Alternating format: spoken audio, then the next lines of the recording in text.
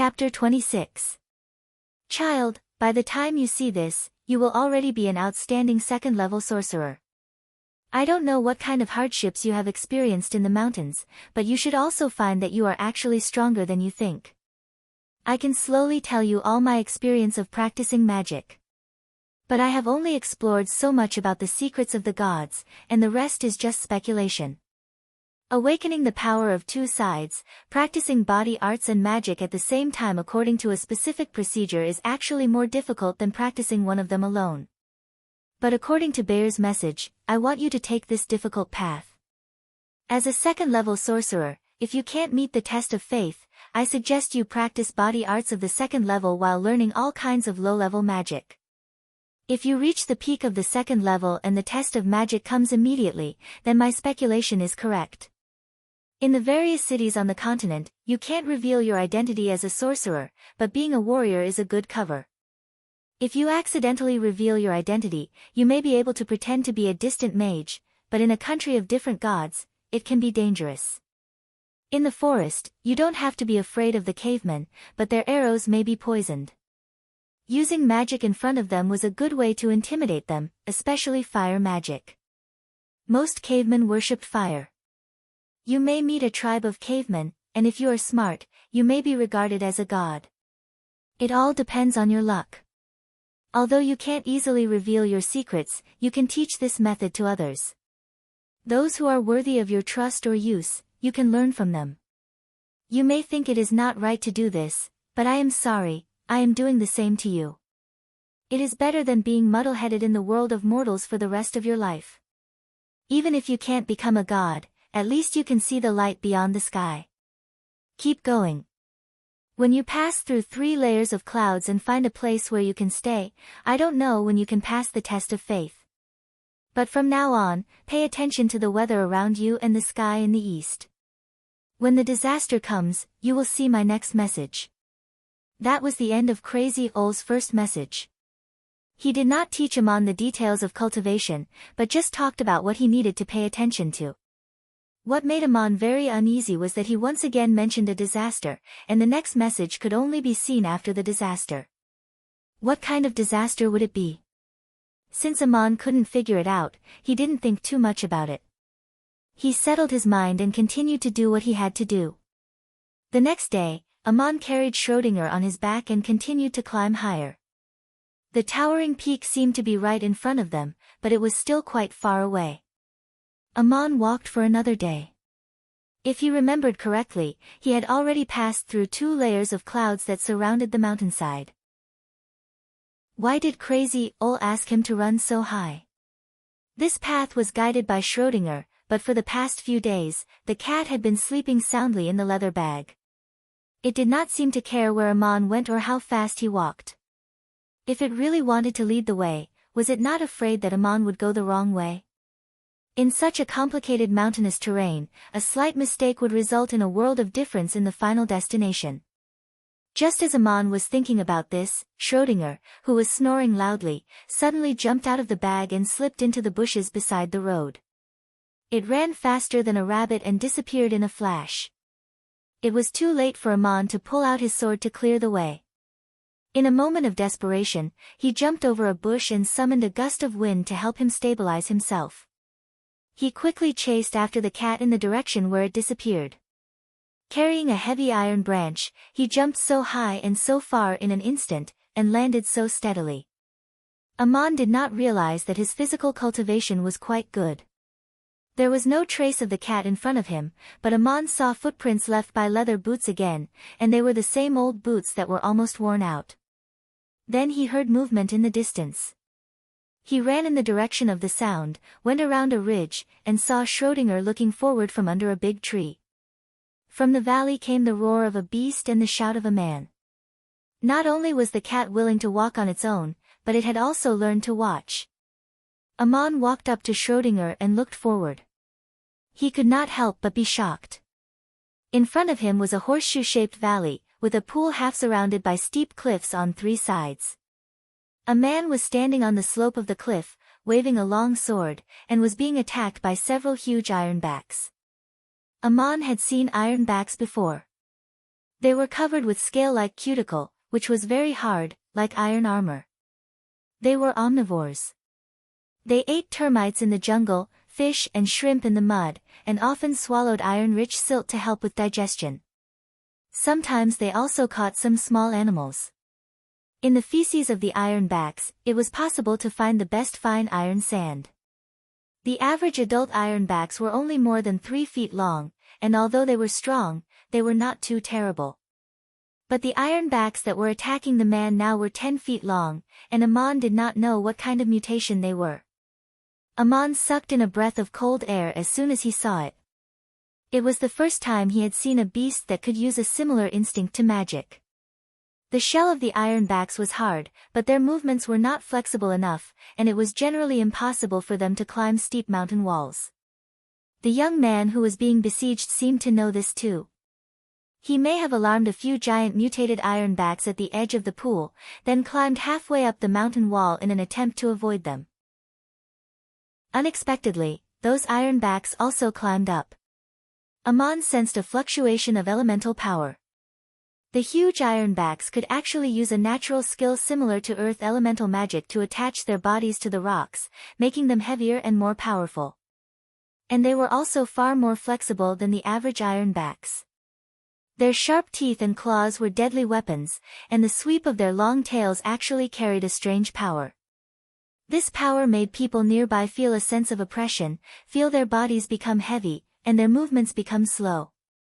If they were not careful and dodged slowly, they might be swept by the long iron whip-like tail and broken bones.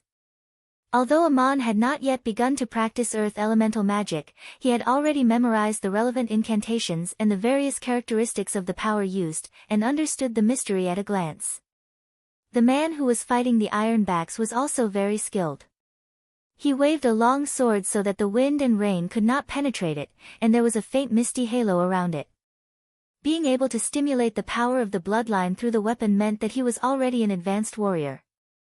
Although the shell of the mutated ironbacks was extremely hard and not afraid of ordinary swords, they were very afraid of the faint mist on the man's sword, especially the eyes and the weak white skin under the abdomen. They did not dare to directly face the edge of the sword. When the ironbacks attacked, they needed to raise their bodies, open their fangs, and raise their claws, so the softer skin below the neck would be exposed. The man was attacking this point, so he could fight evenly with the 3 ironbacks surrounding him. When Amon arrived, the battle was at its fiercest, but he could see at a glance that the man was in danger. These mutated ironbacks seemed to be very smart, and even had simple intelligence. They knew how to cooperate to besiege. 3 were in the front to attract attention, and 1 quietly made a sneak attack from the rear. There were 3 ironback beasts besieging the man on both sides and below, completely entangling him, while another ironback beast had quietly climbed to the top of the cliff, silently raising its long iron tail on a protruding rock. Even if the man looked up, his line of sight was blocked by the protruding rock above, and he could not see anything. This long tail fell with heavy force and would sweep directly onto his head.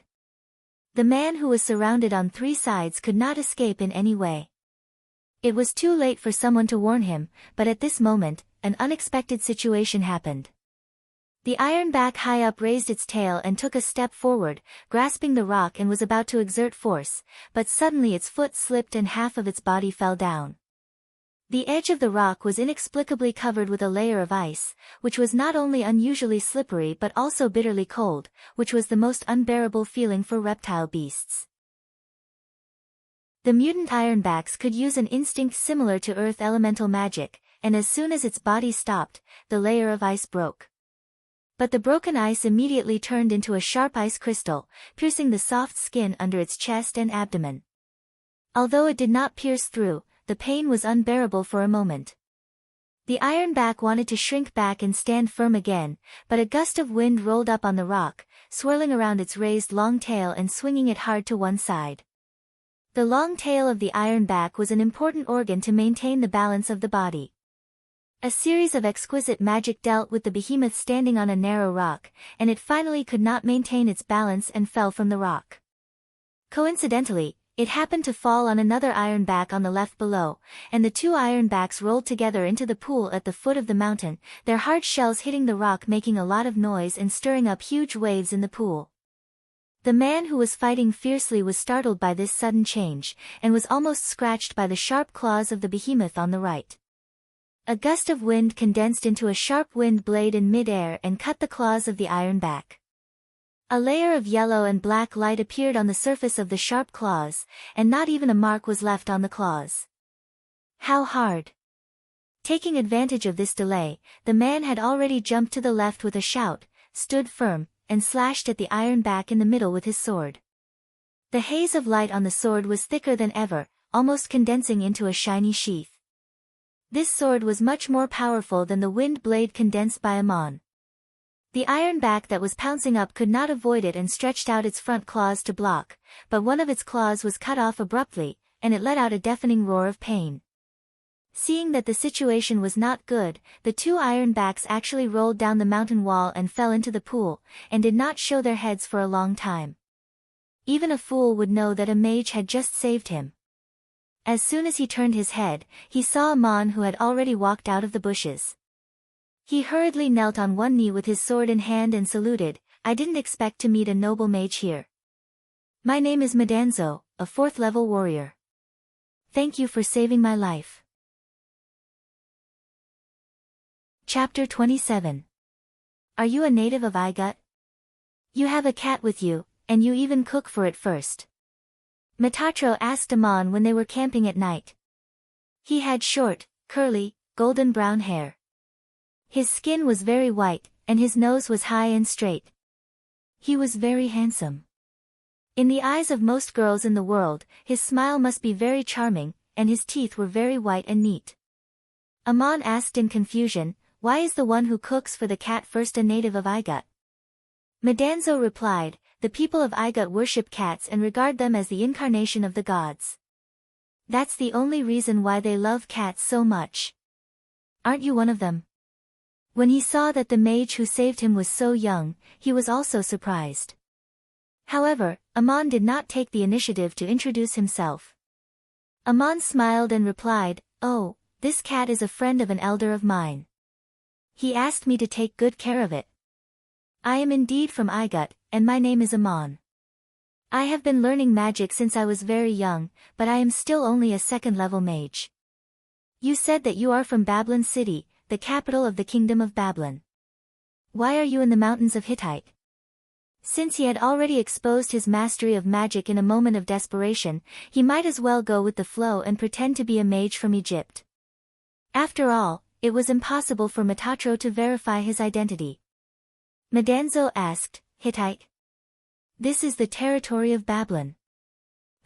I might have made a mistake. There are no obvious landmarks here in the first place. To tell you the truth, my great-grandfather was also a mage, but he died here in the war a long time ago. I am here to find his relics. Dear mage, why did you come to such a dangerous and remote place?" Amon thought of something inexplicably. He was stunned for a moment before he replied, "My intention is similar to yours. A high priest lost something here many years ago. He ordered me to find it and told me that this is also a kind of training." Madanzo blurted out, "Did you offend him? Why did he send such a young mage here?" Then he explained, "I didn't mean to offend you. I was just saying." Amon didn't mind at all. He waved his hand and said, "This is indeed a kind of punishment. I did something wrong, so I am willing to accept this kind of punishment." Madanzo smiled and said, "It's impossible for an ordinary high priest to travel through the mountains and come here. He must have left something behind when he was flying in the air. If it's nearby, I can find someone to help."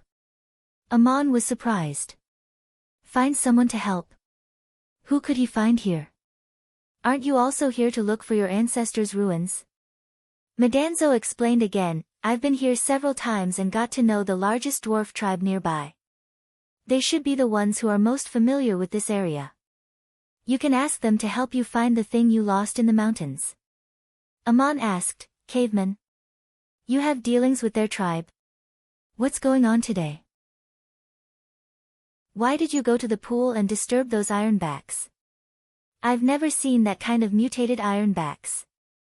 Madanzo replied with some embarrassment, although I didn't find the ancestors' ruins, I became familiar with the dwarf tribe here and often traded with them. This tribe doesn't have many good things, but they can smelt refined iron embryos, which are very valuable. I also need money to travel deep into the mountains these years, so I traded with them.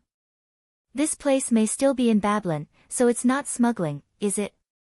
Refined iron was officially controlled in every country. Such a private transaction was more or less illegal. But Aman was too lazy to care about this kind of business. He asked casually, "Are you looking for ore? Do you want to smelt refined iron yourself?" Madanzo was stunned. "Isn't this your first time here? How do you know that there is the best refined iron sand here?" Aman shrugged and said, "It's my first time here, but I've known for a long time that the best refined iron sand can be found in the excrement of the ironbacks." Madanzo was stunned, and his expression became very strange in the light of the fire. He cursed in a low voice and said, "The so-called best raw material of Damasang ore is actually the excrement of the ironbacks. That damn chief didn't tell me that." Aman was also stunned. "Ah, so you didn't know. Then how did they tell you?" Madanzo said bitterly, "The tribe here produces the best refined iron embryos, which are much better than ordinary refined iron. In our place, it's called Damasang. A small piece of it can be taken out of the mountains and you can make a lot of money, but the production is very small. I asked the chief if we could get more. The chief said that the ore was difficult to mine, and said that there was a pool in the mountains with silt that was rich in the best Damasang ore. But there was an ironback king living in the pool, and it was very dangerous to mine, so their people didn't dare to come. I thought that as an intermediate warrior, it should be no problem to deal with an ironback king, so I came quietly. I wanted to kill the ironback king and let the dwarves see my power. The chief didn't tell me that there were 4, and he didn't tell me that the ore was the excrement of the ironbacks. As a result, I almost lost my life here. Fortunately, I met you." Aman looked at him and couldn't help but laugh. The laughter grew louder and louder, and then Madanzo also laughed. The two laughed at each other, and waves of echoes came from the mountains at night. Schrödinger, who was dozing off, raised his head and looked at the two with dissatisfaction. His expression seemed to say, "What's so funny? Isn't it embarrassing?" After the sun rose the next day, Aman leaned on a branch and carried Schrödinger on his back. Under the guidance of Madanzo, he continued to walk to higher ground.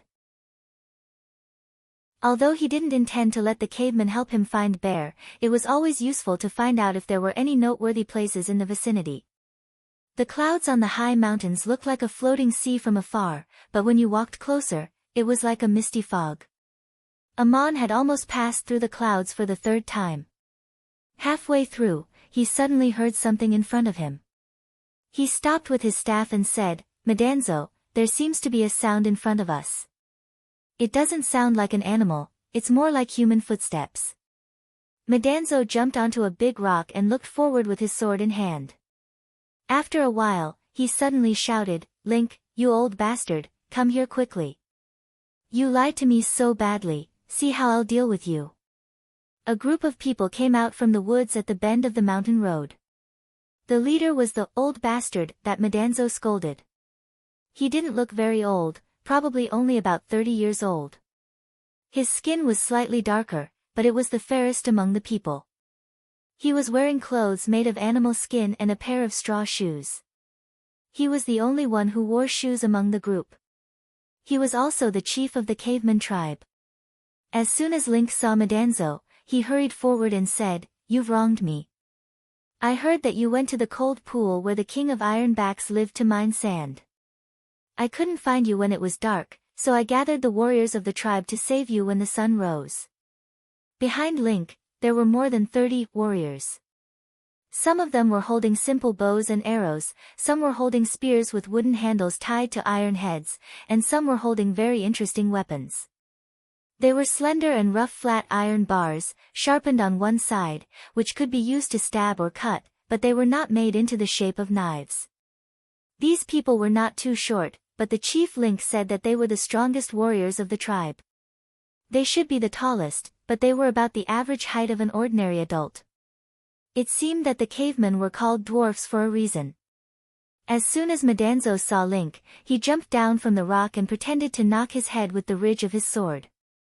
By the time you came to save me, I would have been eaten by the Ironbacks. Didn't you say there was a king of Ironbacks? Why did I meet 4 of them?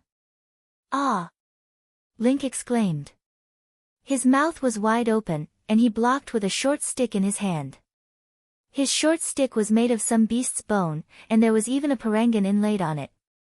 It looked very much like a mage's staff. He looked up and down at Madanzo. You can come back safely. Yesterday, you sneaked away alone before we finished talking. I told you again and again not to go without me. What you met was not the king of the Ironbacks, but the big ones guarding the king's lair. The king of the Ironbacks usually only comes out after midnight. 4 big Ironbacks. Are you all right? Madanzo took out a yellow-black, 5-inch-long hook-like thing from his pocket. It was the trophy he got yesterday, the beast's claw that he cut off with his sword. He showed it off and said, "Look at this. Fortunately, a noble mage helped me, and I cut off this claw with my own hands." The crowd gasped. Link looked enviously at the claw in Madanzo's hand and asked curiously, "Mage? What mage? Is he your friend?" Madanzo replied proudly, "He's not only my friend, but also my savior." You ignorant old man. You haven't even heard of a mage, have you? He's much better than you. Amon came out from behind the big rock. These cavemen had never even heard of a mage, so he didn't have to introduce himself. They just thought of him as a friend of Madanzo and a guest of the tribe. They were welcomed to the mountain together with Madanzo. This tribe really had the characteristics of cavemen. It was built on a flat slope under a low stone wall. There were many natural caves along the stone wall, which were artificially excavated for habitation. A fire was lit in the largest cave. Some people took turns to fetch firewood every day to keep the fire burning. It was a common fire source for all the families in the tribe. Although the dwarves here already knew how to make fire with flint, the fire was also a symbol of the whole tribe. The big cave burning with fire was equivalent to a shrine in a general town, and the open space in front of the cave was also a place for the whole tribe to gather. There were also houses on the hillside not far from the stone wall. They were built with wood and thatch, and the walls were smeared with mud. They were simple but strong. Those who lived in the houses were people of high status in the tribe. Madanzo seemed to be very respected here, so there was a house for him to live in. Amon also lived in this thatched hut. At dusk, there was a gathering in the tribe. A group of people were jumping around a pile of firewood in an open space. They were passing the beast claw that Matatro had chopped off to each other, imitating all kinds of chopping movements, as if they were the ones who chopped off the beast claw. They looked very intoxicated. Amon and Madanzo, who worked together to fight the Ironback, sat in the most distinguished position, right in front of the big cave burning with the fire, together with the chief Link. Madanzo whispered in Amon's ear, "This is the happiest time of the day. They will dance until the fire goes out before going back to sleep." Amon also whispered, "What are they doing with the claw? They look like they are drunk." Madanzo said, "It's a ritual. They fantasize about gaining the power to kill the beast, to give them confidence and courage, to not be afraid when hunting, and to succeed every time. Anyway, it's a kind of witchcraft prayer." It was getting dark while they were talking. A dwarf took a branch to the big cave to get a fire, and it seemed that he was going to light the firewood in the open space. Amon suddenly remembered something mentioned in the message left by Crazy Owl. He stood up with the branch in one hand and pointed at the firewood in the distance with the other hand. A wind swirled around the firewood, and a light appeared in the wind. The light turned into threads of fire, and the threads of fire turned into tongues of dancing flames in the wind. The flames ignited the firewood. Although it was the simplest fire summoning magic, the effect was both magical and dazzling when it was performed with air magic. The dwarves who were dancing around the fire stopped, and the others who were sitting in a circle also stood up. Then Aman saw all of them prostrate to him, their faces full of reverence and fear. Link also saluted him, and Aman clearly heard him say, "O messenger of the gods, you bring warmth and light." Medanzo also stood up and bowed to Aman, but he quietly winked and whispered, "You are so good, it's so beautiful. Unfortunately, I am not a mage, or I would have done it long ago." Chapter 28. Aman received the highest standard of treatment in the cavemen tribe. He lived alone in the largest and tallest thatched hut in the village. Even Schrödinger had a soft grass nest with a leather mattress. That night, when Aman was resting, the chief of the tribe, Link, and Aman's new friend, Medanzo, did not sleep. The two were discussing something in private in the big cave with a bonfire. "Link, brother, since you came, I have been treating you well and telling my people that you are a friend of the gods. If you are in danger, I will immediately gather the warriors of the tribe to save you." Medanzo waved his hand. Stop, don't mention this, you make me angry. Just tell me what you want. Is there something you want from me again?" Link's request was a little shy. He leaned over and whispered, "I promised to exchange all the damask steel produced by the tribe with you, and I also sent my people to look for the ancestral ruins that you mentioned. You promised me that after you found the ancestral ruins, you will obtain the power of the gods with me, but several years have passed. I am afraid you know that it will be difficult to find it. You have taken away the best iron billets in our tribe, but what you promised to exchange." Medanzo interrupted him again. "Link, do you want to settle accounts with me? I've given you a lot of benefits. Whatever I owe your tribe, I'll bring it with me next time. When did I go back on my word?" Link hurriedly shook his head and said, No, I don't mean that. You are looking for the ancestral ruins to master the power given by the gods, right? And your friend, obviously knows how to do it.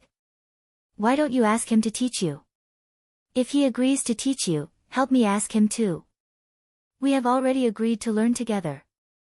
Medanzo was embarrassed to say that he met Aman by chance on the road and that Aman had only saved his life, but he did not want to lose face in front of Link, so he had to prevaricate, "Of course there is no problem with Aman teaching me, we have a friendship of life and death." "But why should he teach you?" Link said shamelessly, "I'm begging you. We've been through life and death together. If you agree to this, in the future, our tribe—" He stopped here, implying that there would be plenty of benefits, and at the same time, hinted that Medanzo still owed the tribe something in exchange. Medanzo was a little embarrassed. He knew that in the outside world, magic could not be learned at will. Only nobles with the permission of the shrine were qualified to learn magic. No mage would teach magic to a barbarian chief. Doing so would be a violation of the oath made in the temple, and would also be severely punished. Just as he was worrying, he suddenly remembered the purpose of Aman's visit and said, "Let me tell you, Aman is here to find something. It is said that the gods lost it here. If you can send your people to help him find it, maybe I can ask him to teach you how to master the power bestowed by the gods." Link's face lit up with joy. "What is the messenger of the gods looking for?" "I'm not too sure either, but I can help you pass on a message. Tell him what you think, and then you can ask Aman yourself," Metatro said evasively. Link hurriedly stood up and said, "Then what are you waiting for?" Medanzo also stood up and spread out his hands. "It's the middle of the night. You can't let me disturb him empty-handed, can you?" Link nodded repeatedly, "I understand. There's still wine in the tribe. I'll send someone to get it right away." Metatro patted him on the shoulder. "As the chief, where did you hide the wine?" "I'll go get it with you." Walking to the entrance of the cave, Medanzo asked again, seemingly intentionally or unintentionally, "Do you really think that Aman is the messenger of the gods?" Link's expression was a little cunning. "Didn't you say that he's a mage? I guess the ancestor you're looking for is also a mage, right? Now I understand what mage means. Since the people here regard him as the messenger of the gods, then he is the messenger of the gods, isn't he? After thinking for a moment, he added with a very serious expression, this messenger of the gods has indeed mastered the power bestowed by the gods, there is no doubt about that. You still don't know what kind of god he believes in. Medanzo curled his lips, there's no doubt about that. Link pointed behind him, it's better than a bonfire, isn't it? Medanzo was amused, you can only say this to me, not to the people. Amon sat quietly in his room, meditating. He raised his hand and suddenly a bright light appeared in front of him. The light turned into a tongue of flame in the void. This was the fire element magic he had just begun to practice. Unlike the water element magic he first learned, he was soon able to directly summon a flame without the help of a staff. If other second-level mages had seen Amon's skill, they would have been so surprised that their jaws would have dropped. Amon's staff was very powerful. It made a big difference whether he used it or not. It was Amon's habit to master and familiarize himself with magic in the fastest way, and then practice and experience it in the most difficult way. The flames that he summoned out of the void were quite fun. They looked like little dancing figures, but Amon didn't dare to casually control the flames, for fear of burning down the houses of the people around him. He looked at the flame and thought about something. This tribe was located in a very high position. If he remembered correctly, he had already passed through 3 layers of clouds around the mountainside. This was the place where Crazy Ol said he could stay. He needed to practice low-level magic on such a high mountain and pay attention to the sky in the east. Amon was worried about where to stay. He didn't have much food with him. He didn't expect to meet such a tribe. With good food, good drinks, and good hospitality, it was the best place to stay and practice magic. He didn't need to go hunting and find a place to stay. Thanks to Crazy Ol's reminder, Amon decided to play magic in front of the bonfire with this idea in mind. At this moment, Medanzo's voice came from outside the house, Dear mage, have you rested? I'm Metatro. I'm here to bring you good wine and delicious roast meat for your cat. Schrödinger jumped out of the grass. Amon flicked out the flame and shouted, I haven't rested yet. Come in. Medanzo opened the door and walked in, followed by 2 petite female dwarves. One was holding a clay pot, the other was holding a wooden plate covered with flakes of shale. On the hot rocks, the meat was sizzling with oil. The dwarves put down the food and left. Medanzo put 2 stone cups on the wooden plank. One was empty, the other was filled with animal fat and lit with a straw. This was the oldest candle and the most luxurious lighting tool in the tribe. Amon was stunned, You want to drink with me in the middle of the night? Medanzo shook his head, No, no, no. I'm here to offer wine to the messenger of the gods on behalf of the people here. He poured a cup of wine from the clay pot and put it in front of Amon respectfully. Amon sniffed and knew that the wine was not very good. Although he didn't drink often, his father was an alcoholic. The wine transported to Duk by merchants was always good wine. Amon could tell the quality of the wine by its smell alone, but it was not easy to drink wine in this tribe of cavemen in the mountains. Amon stretched out his hand, Thank you. Sit down and drink with us. Medanzo hurriedly waved his hand, Dear mage, I should call you my lord outside the mountains. How can I drink with you? Amon laughed, We are in the dwarves' tribe. How can I let you watch me drink alone in the middle of the night when you bring me wine and meat? Medanzo nodded, Then I'll drink with you. He ran to the door and shouted, Bring another cup. It seemed that he wanted to drink too. Otherwise, he wouldn't have said, I'm sorry, but, no. Amon asked him to sit down and drink. Medanzo was secretly delighted, thinking that his plan might succeed. This mage was very young, only a teenager. He didn't have the arrogant attitude of the elders in the shrines. He was easygoing and easy to talk to. It seemed that his status was not very high.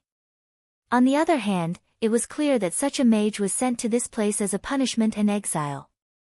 His family must have lost power and offended some high priest, so he found a reason to expel him from the shrine and let him fend for himself. How could he find something in this mountain? Where was he supposed to find it? If that was the case, his plan might actually succeed.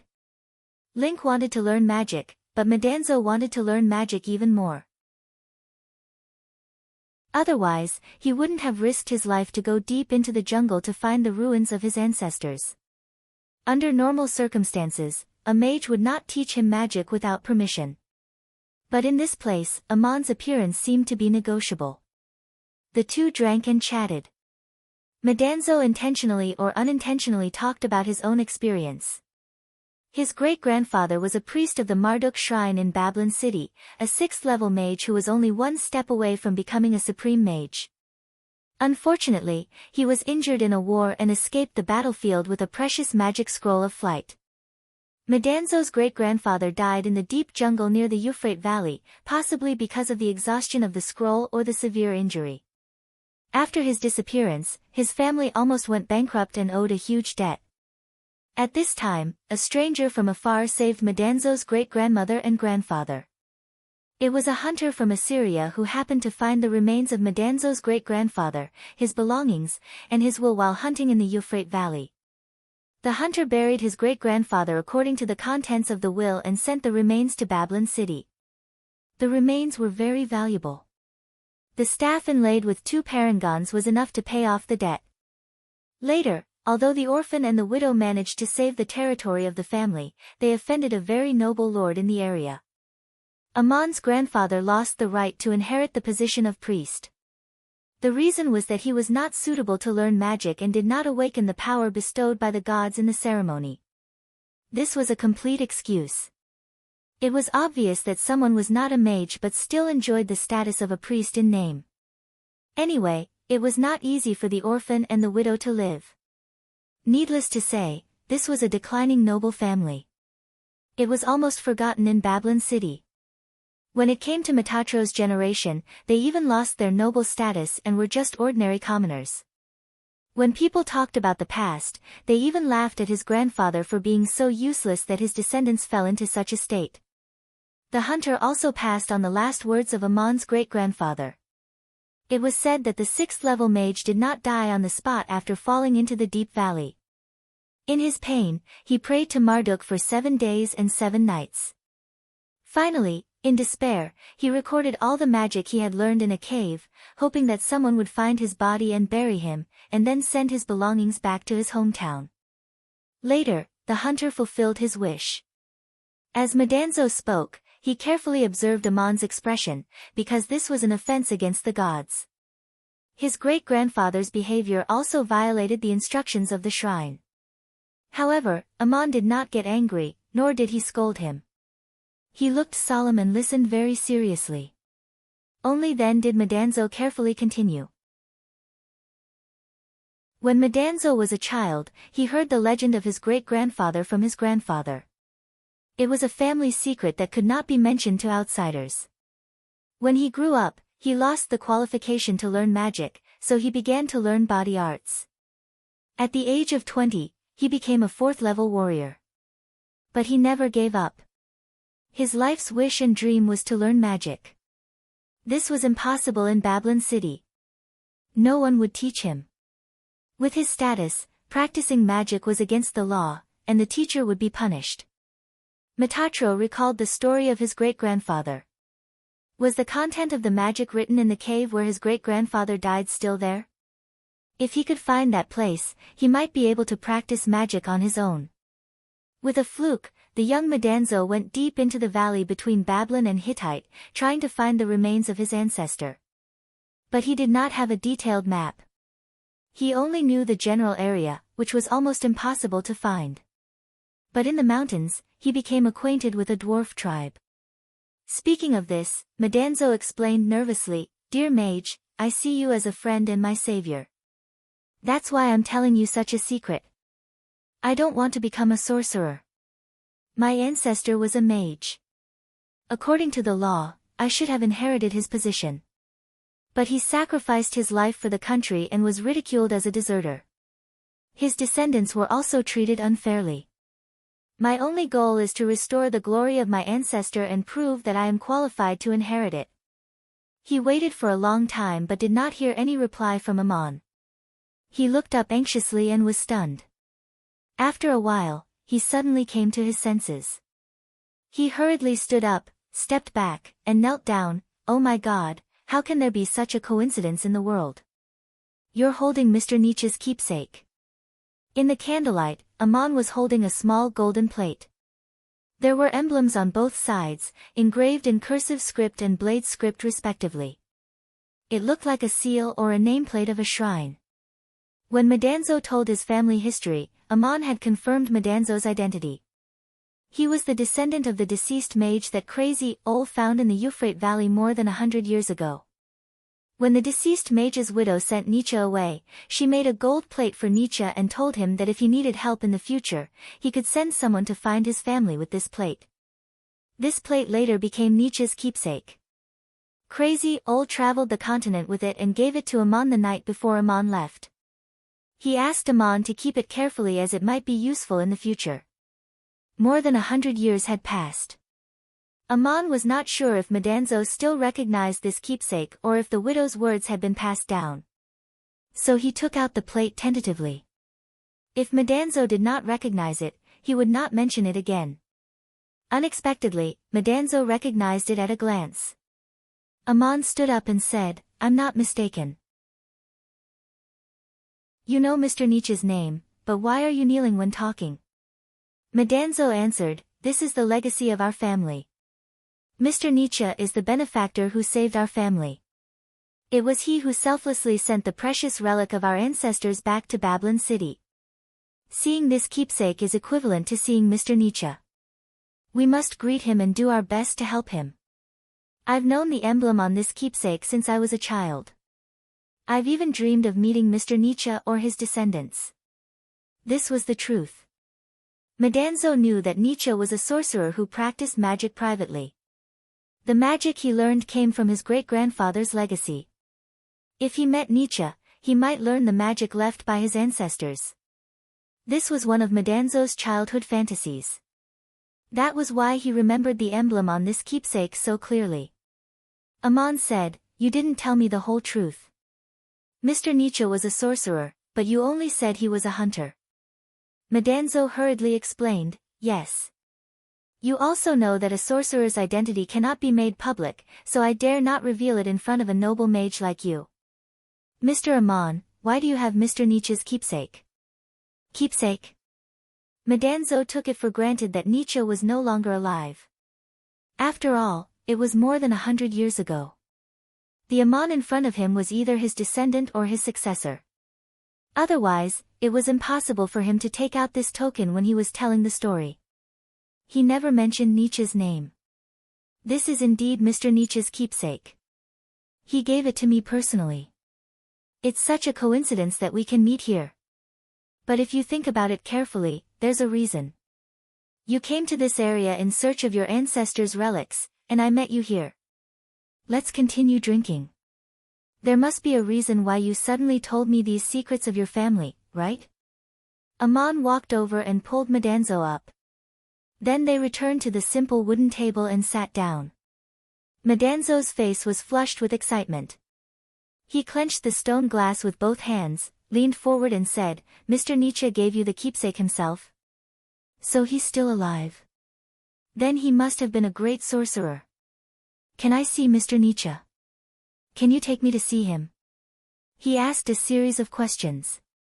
He was so excited that he was a little incoherent.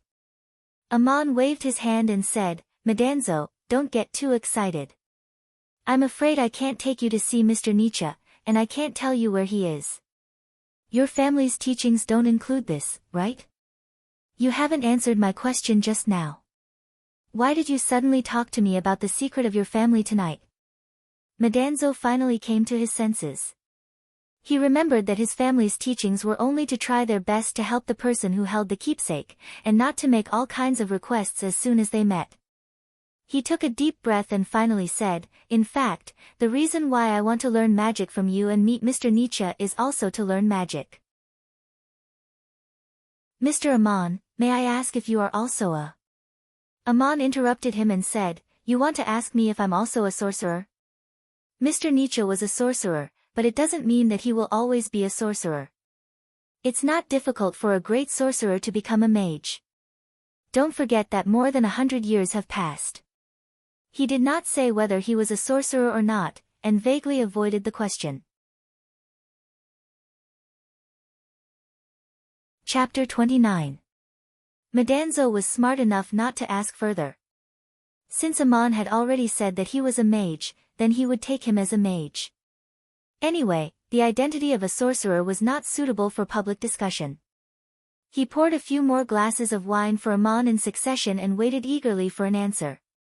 The wine of the dwarves was made from wild fruits collected in the mountains.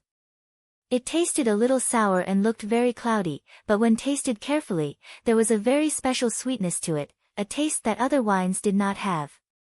When Amon was almost done drinking, he asked, Madanzo, your great-grandfather was a priest of the shrine of Marduk, but his dying will violated the oracle of the shrine. What do you think? Madanzo thought very carefully before replying. He received the power bestowed by the god in the shrine and was able to practice magic and become a 6th-level mage. The oath in the shrine and the hard practice were his efforts, and he also obtained achievements and enjoyment far beyond that of ordinary people. If a god like Marduk really exists, he does not owe him anything, he has already gotten what he deserves. Amon's expression was very focused, and he asked thoughtfully, who said this? Madanzo, my grandfather told me, this is what my great-grandmother said to comfort my grandfather when he was dissatisfied. She also said that if the god Marduk saved my great-grandfather, he should be particularly grateful, and if not, people should face what they have experienced, this is normal. Amon nodded and said, your great-grandmother is indeed a person worthy of respect. It is indeed a bit unfair that your grandfather lost the right to inherit the position of priest, but your great-grandfather's experience has nothing to do with Marduk, if there is such a god Marduk. Practicing magic privately is against the law. What do you think about this issue? Amon was himself a sorcerer, and he really wanted to know what Madanzo, who also wanted to practice magic privately, thought about this issue. Madanzo smiled and lowered his voice, you also saw those big iron backs when you saved me. They are born with a kind of power similar to magic, maybe it was given by the gods, but did they get permission from the shrine? Amon also smiled. Mr. Nietzsche first learned magic from your ancestors' will, so he should be grateful. His gratitude is my gratitude. It's not that I can't teach you magic, but you're already an advanced warrior, and the first thing you awaken is the power in your blood. You know very well that magic and body arts can't be practiced at the same level. As soon as Madanzo heard Amon's words, he immediately stood up and saluted again. Of course I know this, but I am already an advanced warrior, and in theory I can perform another power awakening ritual. Maybe I can awaken the power given by the gods, even if it is just to learn some simple low-level magic. When I become a high-level supreme warrior in the future, I can. Amon interrupted him. Let's talk about the future in the future. I want to use a special method to awaken your power, which may be more troublesome for an advanced warrior. If it really succeeds, you may have to go through all kinds of tests again, and your body arts will not be able to continue to advance for a long time. Madanzo replied simply, as long as you can teach me magic, everything is negotiable. Madanzo came to beg Amon. It could be said that he was begging the wrong person, but it was also asking the right person. In short, they were a pair of muddle-headed fools. In the shrines of the various kingdoms on the continent, only a mage of at least the 5th level or above could hold a ceremony to awaken the power of a person, and only a supreme mage could hold a second ceremony to awaken the power of an advanced or high-ranking warrior. As for the power Gabriel awakened for Maria, that was a special case. Maria was a candidate for the adoratress, and she also had the god's tear. Gabriel, as a supreme warrior, had mastered advanced magic. It was almost impossible for this to happen to others.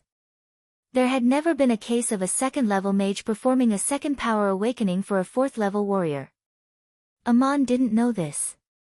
Crazy Old didn't tell him, and Madanzo, who was not qualified to learn magic, didn't know about it either. But Amon wasn't thinking about the kind of ritual in the shrines. He didn't understand it either. He was just thinking about how to awaken the power of 2 sides for Madanzo. Thinking of this, he said in a low voice, I can try my way, but I can't guarantee success. After all, there are very few people who can awaken the power of the gods. Wait for me for a few days. I'll come to you when I think about it. Madanzo was overjoyed. He nodded repeatedly and said, as long as you're willing to try, I'll be grateful. If it really doesn't work, it only proves that I'm not that lucky, and I'll give up.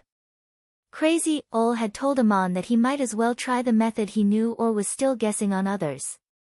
Normally, Amon wouldn't experiment on anyone. But since Madanzo came to him voluntarily, it would be a waste not to try. Amon didn't expect that after the first test subject, there would soon be a second one. After saying this, Madanzo didn't leave. He smiled awkwardly and said shamelessly, Dear mage, the dwarves here worship you as the messenger of the gods. The chief, Link, told me that he is willing to help you in any way possible. Since you promised to teach me magic, Link also wants to learn. What do you want to teach him?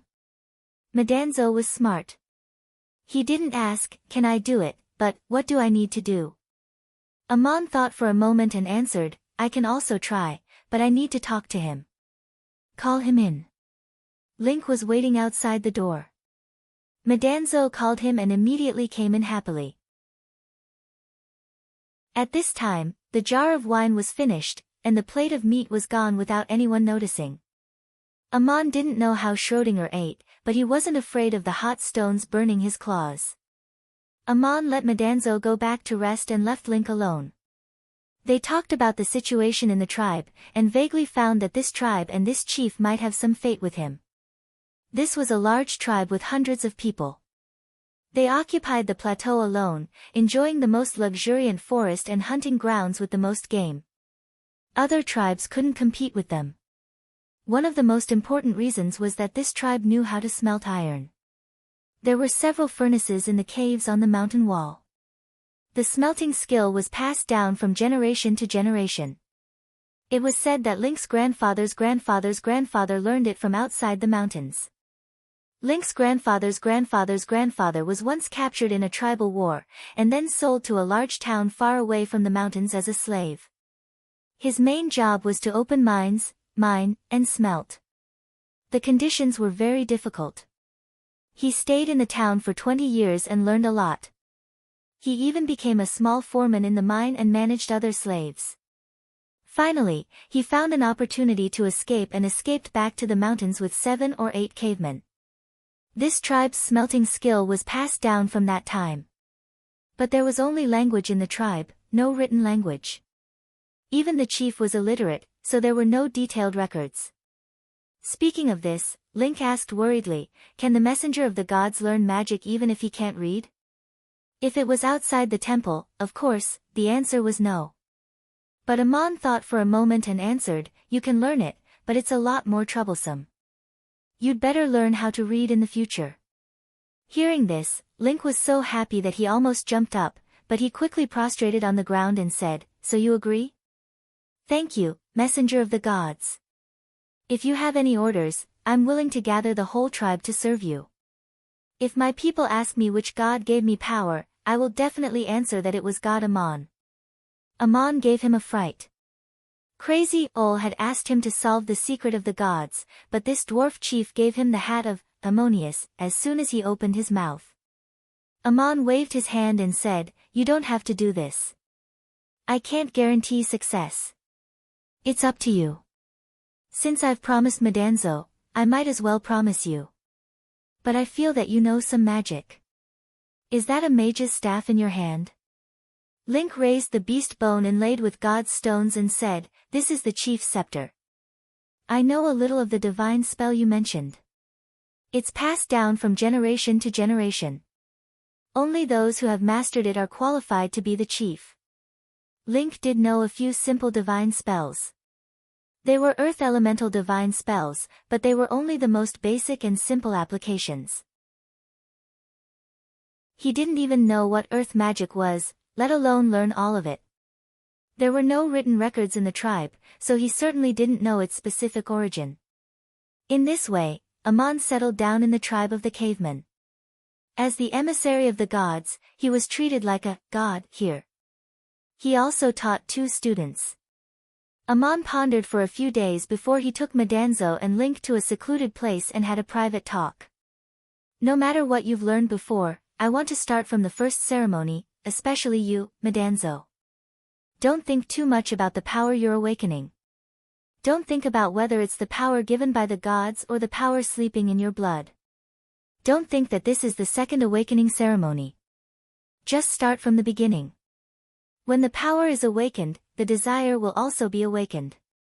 It's not clear whether the desire comes from the body or the soul. It's 2 sides of the same coin.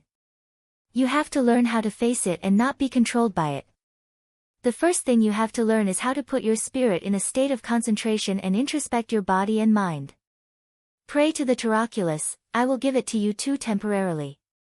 Each of you can use it in turn for a day.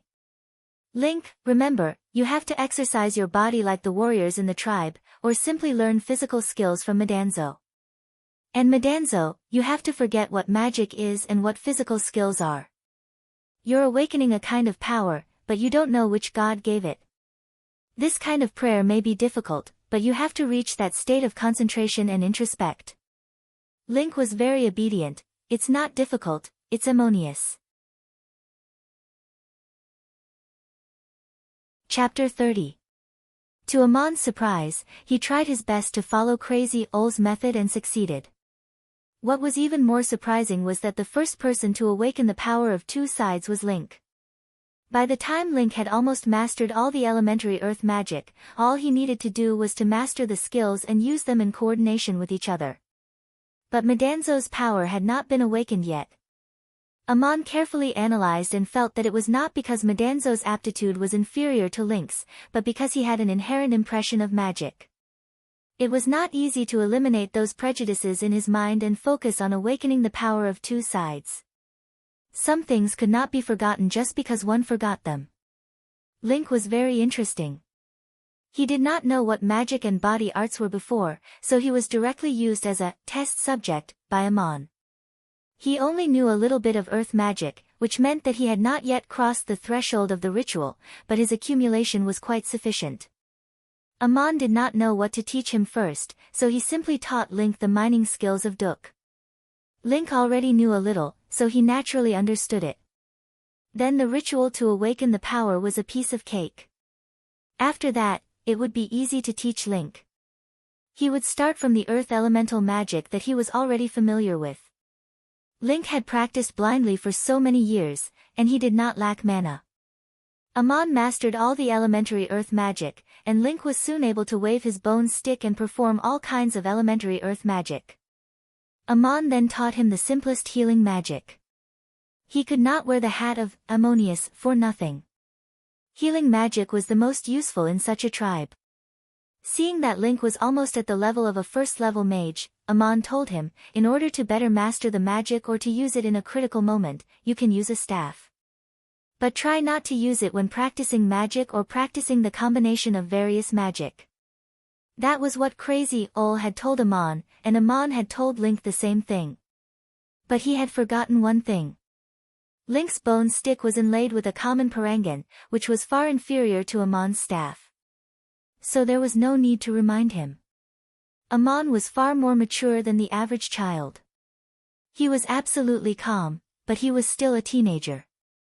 What he taught Link and Madanzo was a bit childish in the eyes of outsiders. Link's success was more or less a fluke, and Metatro's was also a fluke. Madanzo had some doubts at first. After all, it was hard to get rid of years of prejudice.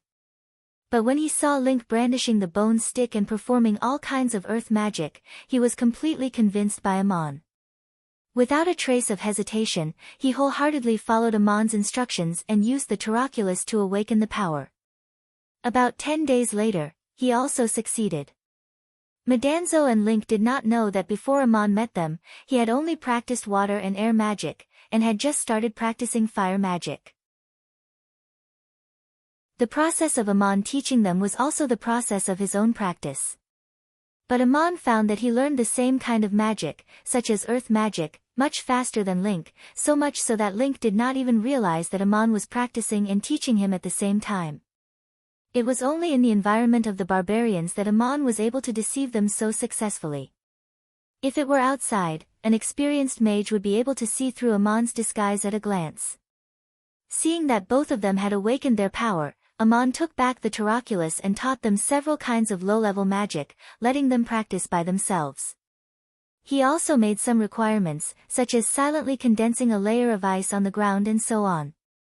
Amon just said it casually based on his own experience, but it was hard for the two guys. How could it be so easy? It was a special trial for Amon by an 8th-level mage. The teacher himself was still ignorant, and the students were more likely to get into trouble. One day, when Link was learning fire element magic, he burned his own house, and burned it very thoroughly. Amon quickly taught him water element magic, the purpose of which was to put out the fire if anything happened. While awakening the power of two sides, it also awakened the desire of two sides. There was no cold spring here to bathe in, so Amon simply told them to practice their spirit every day, to focus on introspection, to quietly experience the restlessness, but not to be controlled by it. If they really had no place to vent their energy, they could go hunting in the mountains. The clansmen were surprised to find that the honorable chief seemed to have changed into a different person these days. He had actually become the bravest warrior, personally leading the strong men of the clan to hunt in the mountains. Moreover, the prey they hunted was the most, causing people to exclaim in admiration. It seemed that after the arrival of the messenger of the gods, even the chief was moved by the power of the gods, and had to sacrifice the prey he hunted with his own hands to the gods. As for Madanzo, he was particularly impulsive and irritated during this time. He always wanted to find someone to fight with, but no one in the tribe could beat him, so he always looked for Link to fight. Madanzo was, after all, an intermediate warrior. With the help of his staff, Link could use some of the earth element magic, such as slow, trapping, earth shield, etc., which he was best at. Once Madanzo got close to him, he would end up with a bloody nose and a swollen face. After a few times, Link gave up and let Madanzo play by himself. Later, Madanzo and Link discussed something. Link, who was feeling itchy, was also tempted, so they came to find Amon together. When was a person the most impulsive and bold, feeling that he was not afraid of anything and dared to go into any trouble? It was the current situation of Link and Madanzo. They had just mastered unprecedented power, and they had nowhere to vent their restless energy. Madanzo remembered the last time he was in danger by the pool. He felt very unwilling and wanted to take Link there again. Last time, he could resist 3 big ironbacks by himself. It was said that the king of the ironbacks was equivalent to a few big ironbacks. Now that he had learned magic, and with the help of Link who also knew magic, he should be able to take care of them all. When he was a child, he had heard the stories of heroes in myths and legends who challenged all kinds of monsters. Now that he was in a mood, he also wanted to imitate the heroes in the stories. Link was more stable. Although he also wanted to go, he was afraid that something would happen.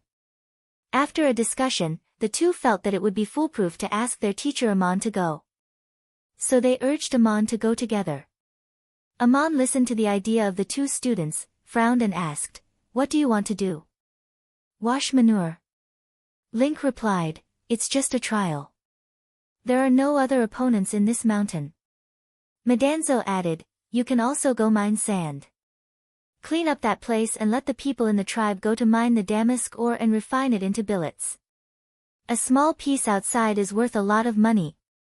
Amon asked in return, "Beside the pool where the king of the ironbacks lives, the deposits must be the best fine iron or raw material, but if you kill all those ironbacks, won't there be no ore to mine in the future?" Madanzo shook his head and said, "Who said we were going to kill the ironbacks? We are just going to practice. If we have the ability to drive the ironbacks aside, we will go back with our people to dig in the mud, so that we can mine more ore in the future." At the end of the day, Amon was actually persuaded. It was the nature of young people to like new adventures. Amon's character was calm, largely because of the environment he lived in, but he was also very playful when he could. Amon was already an excellent second-level mage and a second-level warrior, but so far he had not tested his skills and wanted to know how good they were. Moreover, Amon had his own troubles recently. Although he was busy teaching his two students, his second-level magic and second-level body arts had reached the most proficient level, but there was no sign of further advancement. According to Crazy Old's speculation, if he did not go the wrong way, the next thing he would face was the test of firmness of faith, so that he could become a third-level mage and third-level warrior at the same time. But what exactly was this test about? How would it come? Amon didn't have a clue. The test was firmness of faith, and he did not even know which god he should believe in. How could he pass such a test? In addition, Crazy Old asked him to pay attention to the eastern sky and wait for the rolling thunder, saying that he would only see the next message when the disaster came. Amon did not notice anything unusual in the eastern sky for so many days. He was waiting for the disaster in the prophecy. But since it was a disaster, he did not want it to happen, so he was in a complicated and contradictory mood. He was inexplicably irritated and could not settle down. Since his two students had come up with the idea of playing, he might as well relax and try his strength at the same time. Amon was cautious and asked Link about the ironbacks. There were only 4 big ironbacks in the pool. The king of the ironbacks usually did not come out during the day, and even if it did, it was only as powerful as the 4 ironbacks put together. He secretly calculated in his mind that the 3 of them together were enough to deal with the king, so he nodded. Link volunteered to lend his staff to Amon. Neither he nor Madanzo knew that the fine iron branch in Amon's hand was a staff. Even a supreme mage could not see it, let alone their eyesight. Of course, Amon said no and gave the Taroculus to Link, just in case. They also discussed the issue of tactical cooperation. Madanzo, of course, was the meat shield, standing at the forefront and fighting hard. Link was behind him, casting magic to contain the ironbacks to prevent a sneak attack. Amon, on the other hand, was watching from a high place and focusing on the king of the ironbacks. If the king of the ironbacks really appeared, he only needed to use magic to force it back. If so, it would prove that they had the opportunity to lead their people to collect the rich damask sand here. When they set off, Amon carried the iron branch and habitually carried a leather bag. He had not intended to take Schrödinger with him, but as soon as the cat saw Amon carrying a leather bag on the road, it naturally jumped onto his shoulder, opened the bag with its claws and got in by itself, its movements seeming light and practiced. The 3 men and 1 cat walked down the mountain, through the jungle and came to the pool again. It was noon. The horseshoe-shaped mountain wall surrounded a deep pool, and looking closely, there was a hole in the middle of the mountain wall near the water surface. The hole was half submerged in the water, which should be the lair of the king of the ironbacks. Amon quietly climbed to the highest point of the mountain wall. Metatro stood on the slope near the pond and pulled out his sword. Just as he was about to make a move, Link behind him said in a mocking tone, "Don't move, watch me." Chapter 31. Link held the Taroculus in his left hand and waved the bone club in his right hand. He shook his head and mumbled something with a proud look on his face. It was impossible for him to use 2 staffs at the same time. The Taroculus could also be used as a medium to cast magic, but Link was used to waving the chief's scepter. As he cast the spell, the calm pool began to move, and a whirlpool formed in the center. The whirlpool grew larger and larger, and the water seemed to become very heavy. It flowed at a slower speed and slapped against the rocks with a heavy hum.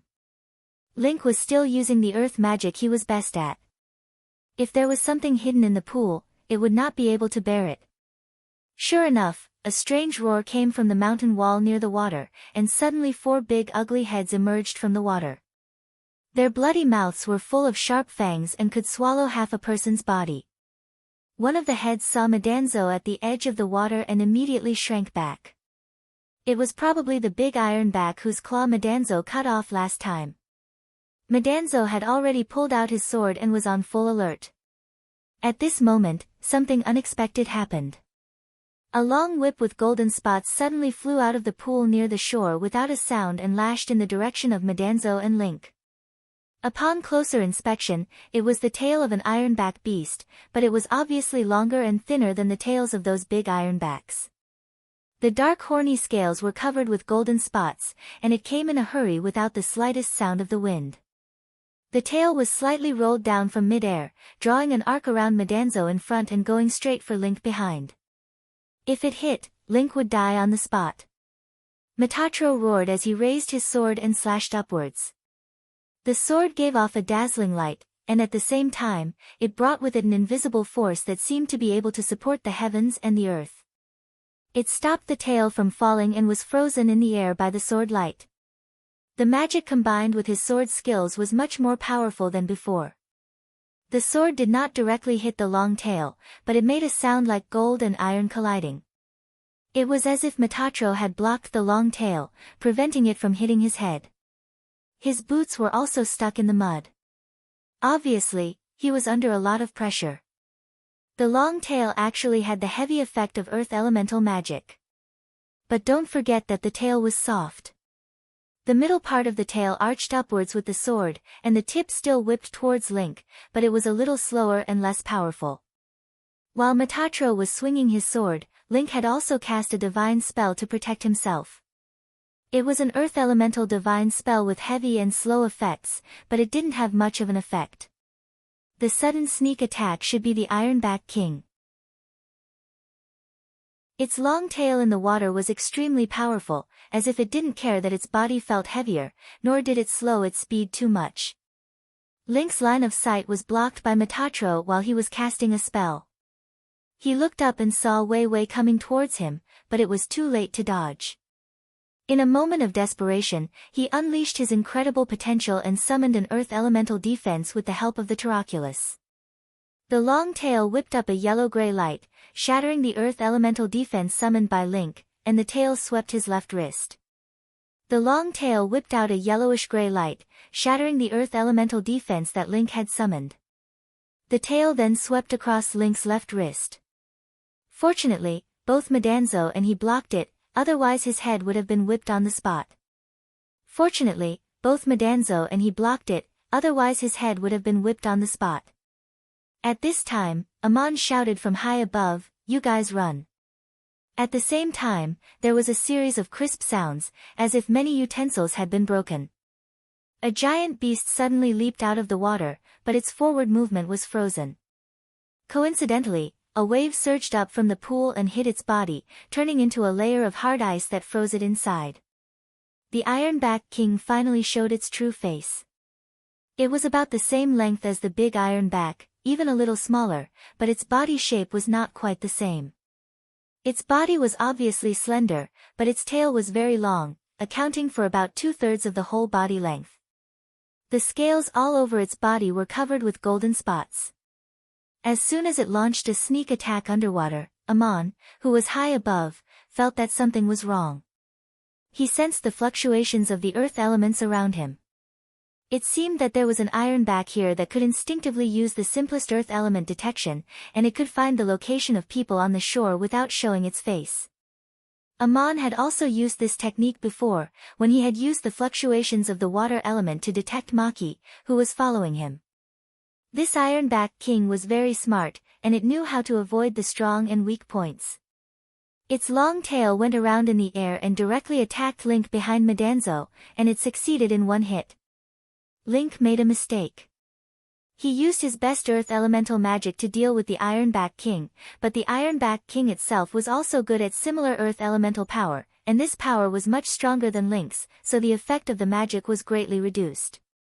Seeing the power and speed of the Ironback King's long tail, Amon realized that Link's information was wrong. This Ironback King was definitely stronger than Madanzo, no less than an advanced warrior, and its mastery of earth elemental magic was also much stronger than Link's. Even if the two of them worked together, it would be difficult to deal with it. In an unexpected situation, it broke Link's left arm in one move. At such a close distance, of course, the two of them had to run for their lives. Amon also used his strongest magic skill, Ice Wave, to freeze the Ironback King that had just jumped out of the water. The Ironback Beast King struggled with all its might, and the layer of ice wrapped around its body cracked and immediately broke apart. Madanzo saw that the situation was not good, but he was very obedient, turning around and pulling Link to run. The running speed of a 4th-level warrior was amazing, especially when it was running for its life. Although it was pulling a person, it was still very fast.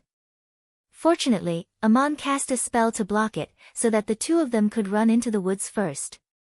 The Ironback King broke free from the shackles of the ice and immediately chased after them.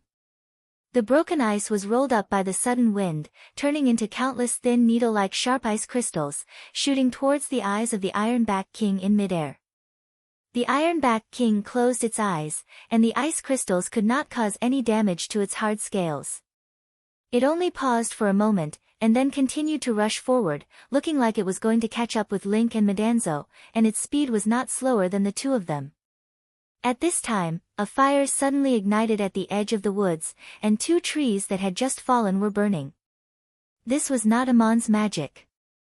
When Madanzo fled into the woods, he swung his sword and cut down 2 trees in the way, and Link, whose arm was broken, used fire magic in the moment of life and death. This time, it was much more efficient than burning his own house. In an instant, the 2 trees were set on fire, and then his magic power was exhausted. The suddenly ignited fire blocked the way, and the Ironback King stopped and crouched on the ground, roared angrily, and jumped up with all its strength. Although this beast could not fly, it jumped very high, directly over the fire. When it landed, the damp soil inexplicably turned into a swamp, causing its heavy body to sink into it. Above the swamp, a layer of hard, stone-like soil surged up, pressing its head and front claws inside. Amon also cast earth elemental magic. He had no other way. This was the best way to stop the King Ironback's movements. The Ironback King in the soil let out a roar, and a faint layer of yellow light appeared on the surface of its body. It forced its way out, smashed through the hard soil, and continued to chase forward, its long tail raised in the air in an arc and disappeared into the trees. Amon cast spells to stop the Ironback King 3 times in a row, buying enough time for Madanzo and Link to escape, and then he could only wish the two good luck. Amon himself was also in trouble.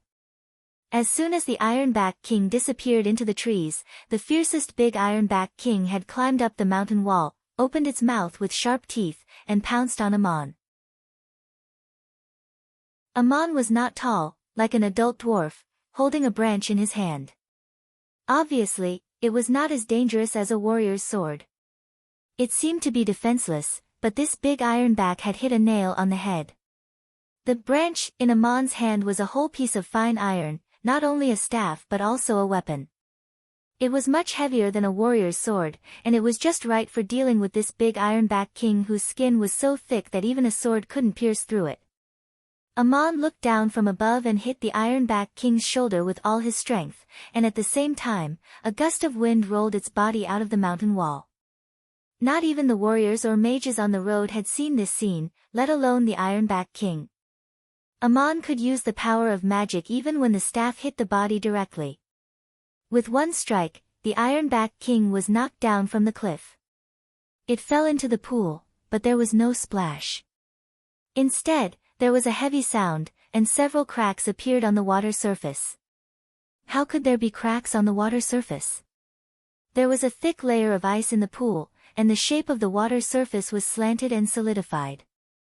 Just now, when Amon cast a spell on the mountain wall, a wave surged to the shore, and the water near the mountain wall sank. After the ice formed, the entrance to the nest was completely exposed. The Taroculus that was knocked away fell into the pool and rolled along the slanted ice into the nest of the Ironback King. Amon could not lose this thing. There was a message left by Crazy Ol in it. In a hurry, he waved his staff to activate all the power of the Aquaticore, continuously making the ice thicker and thicker in the pool, so that the Taroculus did not fall into the water and he could get it back. The big Ironback King did not break the ice when it fell. Then there was a loud bang, and another big Ironback King fell from the mountain wall and hit the Taroculus.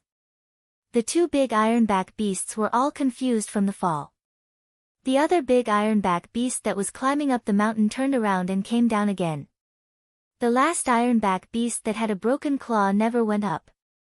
Amon smashed one down with his iron rod and rolled the other down with his magic, mainly because he was standing in a good position and he was very skilled with all kinds of magic. Amon shouted and waved his staff again.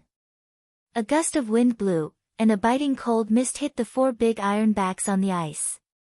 The big ironback king, who had been frightened by him, turned around and went into the dense forest at the foot of the hill, giving up guarding the nest by the pool. Amon's magic was not only stronger than Link's, but his staff was also much more powerful. More importantly, he stood in the right position and used the right method. He knew the habits of the ironbacks. They were animals that hibernated, and the cold would slow them down and make them fall into a deep sleep. Although the mutated big ironbacks were much stronger than ordinary ironbacks, they still had their natural habits, and they were finally driven away by the biting cold. Amon, however, did not dare to jump down the cliff to get the taroculus from the nest. He did not know if the four big ironbacks had gone far. It was not fun to be surrounded at the foot of the cliff, and the king of the ironbacks could come back at any time. When that time came, no one could cover him. At this time, he suddenly remembered that there was an accomplice in the leather bag on his shoulder. Schrödinger could obviously understand human language, and immediately patted the leather bag and shouted, "Schrödinger, go down and get the taroculus back, I'll protect you. If you don't go down, I'll throw you down." Before the voice died away, the cat jumped out of the bag with a whoosh and went down the cliff, much more agile and faster than the big ironback king. It only disappeared for a moment at the bottom of the cliff, and immediately ran back up with a long, white thing in its mouth. Amon's nose was almost crooked with anger, and he shouted, "I want the taroculus, the black parangan, not this bone."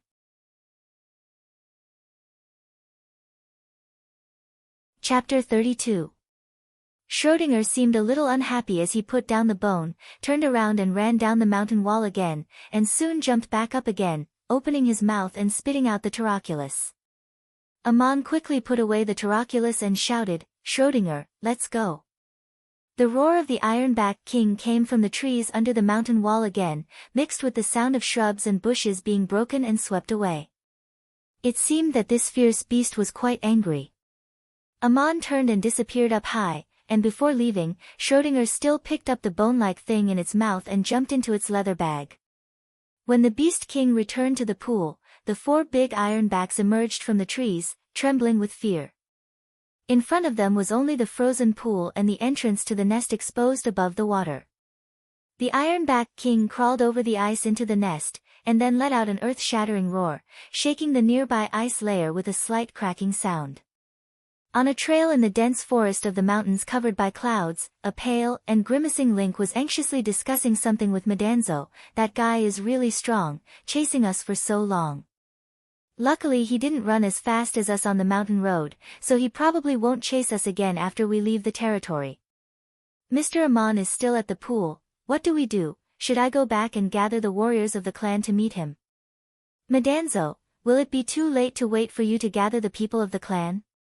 Besides, can those so-called warriors of your clan stop the Beast King's tail?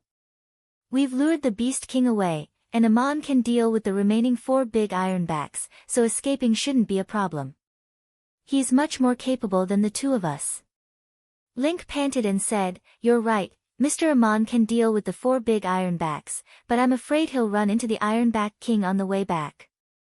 Madanzo spat at him. "Do you think Amon is as stupid as you?" That Ironback King roared as it ran. It was so loud that it could be heard from afar. I would have taken a detour to avoid it. The cold sweat on Link's forehead had yet to dry, but he was still unconvinced. "Why do you say that I'm stupid?"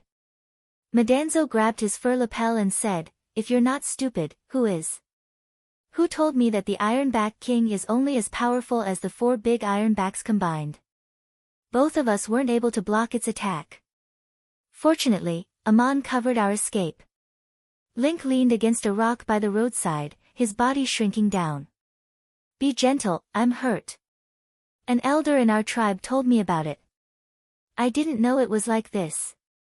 Madanzo snorted, old man. How old? Could it be that he had fought with the Ironback King? Nonsense, and you, as the chief, believed it. You almost got us both killed. I'm going to call that person over and ask him what he said. Link's facial features were already wrinkled. There's no way to ask. The person who told me died last year. Let's not talk about this now. Amon hasn't come back yet. Should we go back quietly? I feel that we suffered because we didn't understand the situation just now. With your swordsmanship, you should be able to hold it for a while. If you're ready, you too can indeed hold it for a while, but you still have to run quickly. If you're slow, you'll still die. Link, where did you get the news that the Ironback King isn't difficult to deal with? Amon's voice suddenly came from behind the rock. Following the voice, he went around the rock and came to the path. You're back. I knew that with your skills, you'd be fine. The two shouted in surprise and joy. Link held his arm and said again, the messenger of the gods, no, Ammonius. I've just explained, the old man who told me how powerful the Ironback King was died last year. He wanted to go to the pool to practice and show off his power, but it turned out to be asking for a beating. One of Link's arms was broken. Fortunately, Madanzo helped him fix it with a splint on the way. He would slowly recover after returning. Link fell ill after returning, moaning all day long. Not only was his arm uncomfortable, but his whole body seemed to be wrong. There was simply no good place left. While Amon was teaching Link some time ago, he himself had also practiced simple low-level healing magic. These days, he often helped Link treat his illness. However, he found that Link's illness was very strange. His own healing magic could only relieve his pain, but not eliminate his symptoms. Link had a lot of problems. It would either hurt here or there today. It was as if he was cursed by some god. Amon remembered his experience in Duk. There was a period of time when all kinds of old injuries repeatedly acted up, and even crazy Ol couldn't cure them. This was not an illness, but a test that a first-level warrior had to face to advance to a second-level warrior after awakening the power of two sides, the purity of the body. This kind of test came at the same time as the advancement of a first-level mage to a second-level mage. Of course, the reason why Link's test came so quickly was because he had learned incomplete earth magic since childhood, so his foundation was still good. But Link's foundation was poor in another aspect, and his body was not as good as Amon's. Amon's strong body not only benefited from the mining skills in Duk, but also from the mysterious cold pool. The dwarves lived in a harsh environment in the wild. They had suffered countless injuries, big and small. Some injuries seemed to have healed on the surface, but they still left hidden dangers in their bodies, which acted up again and again when the test came. Fortunately, Link was the son of the former chief, so he had not experienced too many dangers in the dwarven tribe. Otherwise, this test would be even more difficult. Now that Amon knew the reason, he told Link the truth, to overcome all kinds of suffering with a strong will, and not to give up the practice of body arts. This was a test and a threshold. After crossing it, he could become a second-level mage and practice body arts at the same time. Link was very scared at first, suspecting that there was some strange poison on the tail of the King Ironback, or that he was cursed by some unknown force. Hearing Amon's words, he was relieved. Although he was still groaning, Link still insisted on practicing body arts every day and often went to Madanzo for advice. Link exercised even though he was sick, and Madanzo was also not feeling well these days. He actually caught a cold. Madanzo really had a minor illness. He felt that there was something wrong with his body, and there was always a sense of powerlessness, which was completely different from a few days ago when he was full of energy but had nowhere to vent it. Since Amon knew healing magic, he also came to see Amon. Madanzo's situation made Amon ponder for a long time, and finally he vaguely confirmed one thing: he also encountered the test of body purity. Madanzo was already a fourth-level warrior, and he had passed this test by accident. When he was awakened to the power of two sides, it was much easier for him to go through this test again than it was for Link. It was just that he caught a cold by the pool a few days ago and had a minor illness. Amon told similar words to Madanzo. If he persisted, he could become a second-level mage. Madanzo was overjoyed. Amon was slightly surprised that their second test came so quickly, but after thinking about it carefully, he felt that it was not unreasonable. They had practiced incomplete magic and body arts for a long time. Once the power of two sides was awakened, it would not be difficult for them to reach the peak of the first level. Seeing that the two students were almost at the same level as him, Amon, the teacher, was also troubled. The sign in Crazy Ole's prophecy did not appear, and he could not see the message left by the Taraculus. Whether it was the second-level magic or the second-level body arts, he had already practiced to the peak, but he still could not wait for the test of faith. Could it be that Crazy Ole's prediction was wrong? Amon was also a little uncertain. These days, when he was practicing the most basic meditation of magic, he was always restless and could not settle down. His power was almost not growing at all, as if the achievement of magic would never come to an end. Schrödinger, on the other hand, was very happy these days. He was always running around the village during the day. The people respected this cat very much, and regarded it as the servant of the gods. Needless to say, it was good to eat and drink. The lazy and greedy fat cat in Duk finally had the time to hold its head up high. It was living a good life in the caveman's tribe. Even its fur had become shiny and clean. Schrödinger took out a bone-like thing from the nest of the king ironback and put it in his grass nest. He even pressed it with his paw when he slept. Amon also took it out and looked at it. It was flat, slender and curved, with one end pointed and the other blunt. It reminded people of the ship shape on the murals in the shrines. Seeing this thing, Amon subconsciously touched his ribs. It looked too much like a human rib. Its texture was completely different from ordinary bones. It was light and almost weightless, but it was unimaginably hard. Even a sharp iron knife could not leave a trace on it. Its surface was smooth like polished white stone. If it was a bone, it would have decayed long ago. Amon did not understand it. Anyway, it was something Schrödinger picked up, so he put it in its grass nest. If it were another time, Amon might try to study it in various ways. But recently he was not in the mood. Everything he did seemed absent-minded, and he was always easily irritated and distracted. Even when he saw a bird flying by, his mind would wander, but it seemed that he was not thinking about anything. Such a state made it impossible for him to practice magic. Was it because of the setback he suffered at the hands of the king ironback in his first attempt? One night, Amon sat in his room to practice meditation again, but he could not settle down and enter the state of concentration. All kinds of messy thoughts came to him. He could not help but recall the things that happened in the faraway town of Duk.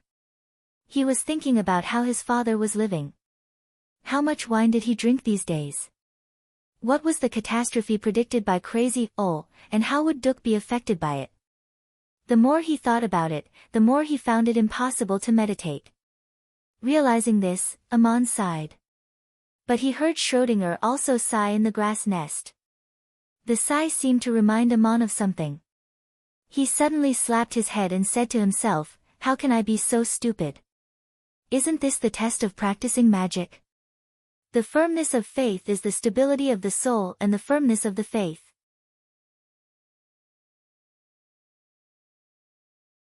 Chapter 33. Everyone had moments when they were distracted, which normally wouldn't attract special attention.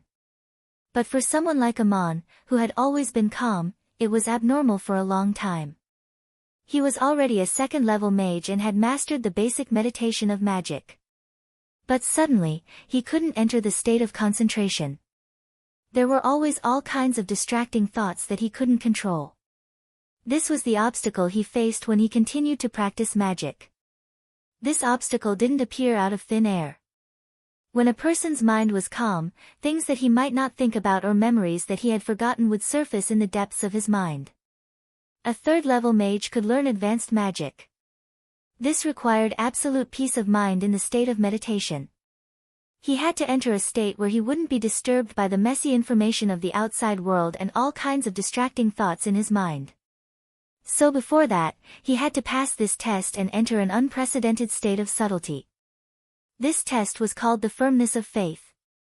In fact, it was a test of a person's concentration and concentration.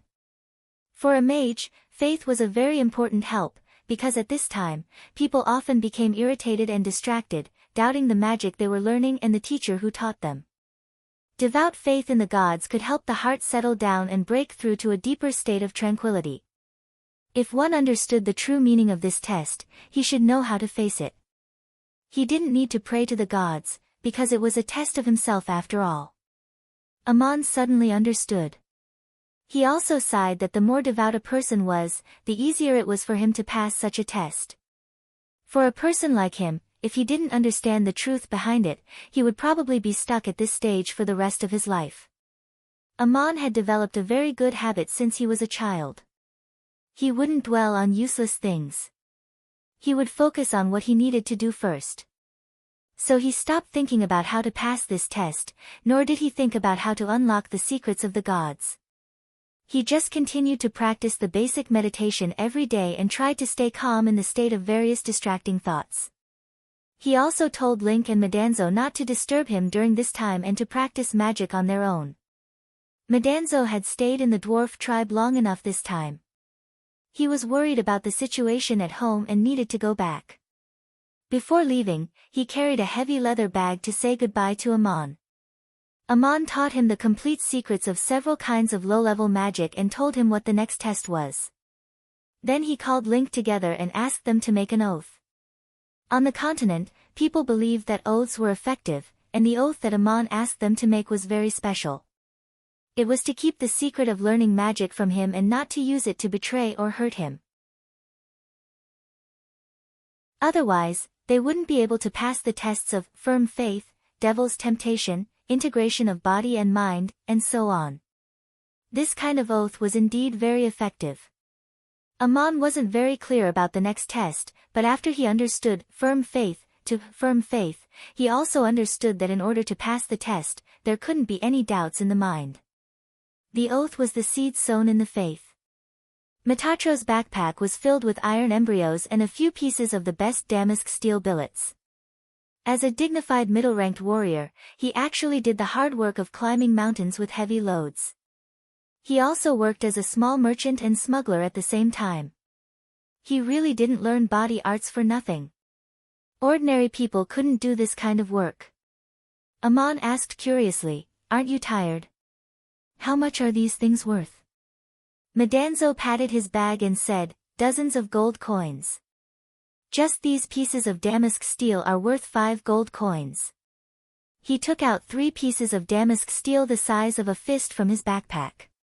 They were the best refined iron that had been smelted but had not yet been made into objects. He showed them to Aman in a somewhat ostentatious manner. Aman had been dealing with iron mines and smelting furnaces since he was a child. His staff was made of the same fine iron, but in the kingdom of Babylon, this fine iron was called damask steel. Medanzo was showing off how valuable this thing was, but Aman was a little surprised. It turned out that this thing wasn't very valuable. After going through so many hardships to carry it out of the mountains, it could only be sold for 5 gold coins in the distant capital of Babylon. In Duk, fine iron was the exclusive resource of the kingdom. All the mined iron was handed over to the city. The town only paid the blacksmith's wages, not the money for the iron. Most of the time, the wages were paid directly with the ore cores. So Aman didn't know how much fine iron was really worth. After showing off, Medanzo put the 3 pieces of damask steel into his backpack and carefully put them away. He said to Aman, "What a great harvest this time. The most important thing is that I learned magic from you. You are my teacher and guide. In my heart, just like Link, I am willing to call you Ammonius. If you have time, you must go to Babylon City. I will do my best to give you the best hospitality. This time, I also made a small fortune." Amon thought for a moment and said, I won't stay here forever. I do plan to go to Babylon City in the future. Take this parangan. Practicing magic requires a lot of energy. I'm afraid you don't have the time to run around and make money all the time. Amon casually gave Madanzo a parangan. Madanzo's eyes widened and Link's jaw almost dropped. The two were tongue-tied for a long time. Link panted and said, Ammonius. You are too generous. Madanzo stammered, My God. Amon, how can I accept such a precious gift from you? Amon thought to himself, a parangan shouldn't be worth making such a fuss about, right? In Duk, where he lived, one parangan could only buy 2 barrels of the best wine. A merchant would at most give a goat as a gift. These two ignorant guys had never heard of the Taraculus before, so they didn't know how much the black parangan they used was worth. Otherwise, they would have fainted from shock. This is not a gift. You made a vow to me and promised to wait for me in Babylon City. I taught you magic in the hope that you can focus on practicing magic. This is for you to go back and settle your family and yourself first. You should properly cultivate at home during this period of time. I will come to you in the future. Just wait for me. Amon smiled and said to Madanzo. He put the parangan in Madanzo's hand. Madanzo was so moved that he almost burst into tears. He patted his chest and said a lot of words of admiration. Amon had his reasons for doing so. He had never seen any noble mages on the continent who would work for a living, let alone travel thousands of miles to carry heavy iron ores on their backs for private transactions. Practicing magic also required a stable environment. Otherwise, Amon would not have chosen to stay in the tribe of the cavemen. It would take several months for Madanzo to go back and forth from the tribe. He would be lucky if he could bring back something worth dozens of gold coins. After deducting the cost of exchanging goods with the tribe and the travel expenses, he wouldn't even make half a parangan. Amon gave him a parangan, which was worth at least a year's profit from selling iron. Madanzo thanked Amon profusely and left. Before he left, he repeatedly begged Amon not to forget to go to Babylon City to find him. Link and Amon walked him out of the village. On their way back, Link looked at Amon pitifully without saying a word. Link's intention was obvious. They were both Amon's students. His teacher had given Madanzo such a precious thing, so maybe he would give him something too. Amon realized this. After returning to the village, he said to Link, I have a story. A mayor asked a kid to look after his sheep for 2 silver coins a month. Later, the kid had something to do and couldn't look after the sheep anymore. He asked another kid if he could give him 1 silver coin for a month. The other kid agreed. Tell me, did the mayor owe him 1 silver coin? Amon's story was not made up. The mayor was Dusty, and the kid who took 1 silver coin to look after the sheep for a month was himself. Link was smart and immediately understood Amon's meaning. He hurriedly explained, Ammonius, I didn't say anything. I didn't dare to ask you for parangons. I'm just a little envious of Madanzo. You taught me magic and gave me the power of the gods. I should only thank you and give you my good stuff. How can I say that you owe me anything? Amon smiled. He went back to his hut and took out a beautiful copper bottle. He gave it to Link and said, You and your people have been very respectful to me. I've enjoyed a lot of good food and wine. I'll give this bottle to you. As the chief, you still use clay pots to store wine in your house. You need this as a decoration. As for parangons, you already have them on your staff. As a sorcerer who practices magic privately, Madanzo often needs parangons. He often borrows your staff here. I've seen it. Link took the copper bottle. It was the most beautiful artifact in their tribe. No one here had ever seen it. Amon's father bought it for 15 silver coins. Schrödinger drank all the wine in it. The bottle was also very beautiful. Link held it in his arms as if it was a treasure and happily returned home. In the following days, Amon concentrated on practicing the basics of magic and meditating. The distracting thoughts gradually settled down. His soul seemed to have dived into a deeper and quieter world. As he sat there, it was as if there was another pair of invisible eyes that could see his body and mind and clearly know what he was thinking. He had an unprecedented experience, and the world outside his body became clear. The power practiced by mages required them to communicate with the outside world and learn how to control all kinds of energy. Only when one's mind was calm and could overcome the distracting thoughts could one perceive the world more clearly. One night, Aman was practicing meditation when he inadvertently entered this state. He unintentionally tried out an advanced magic, which was the detection magic that he had already experienced for a long time. In the dark, he could hear the subtle sounds outside the hut clearly without opening his eyes. Along with the sounds, he seemed to see insects crawling in the corner. He had successfully passed the test of firm belief. Being able to use at least one advanced magic was one of the requirements for a third-level mage. Although Aman had not read the ancient books on detection magic, he understood the most basic principle of the eye of puppetry from the integrated senses of all kinds of elements. There was a summary in the ancient books, and Aman had reached this step on his own. While he was carefully thinking about this novel method of detection, he suddenly heard the rumbling of thunder in the distance.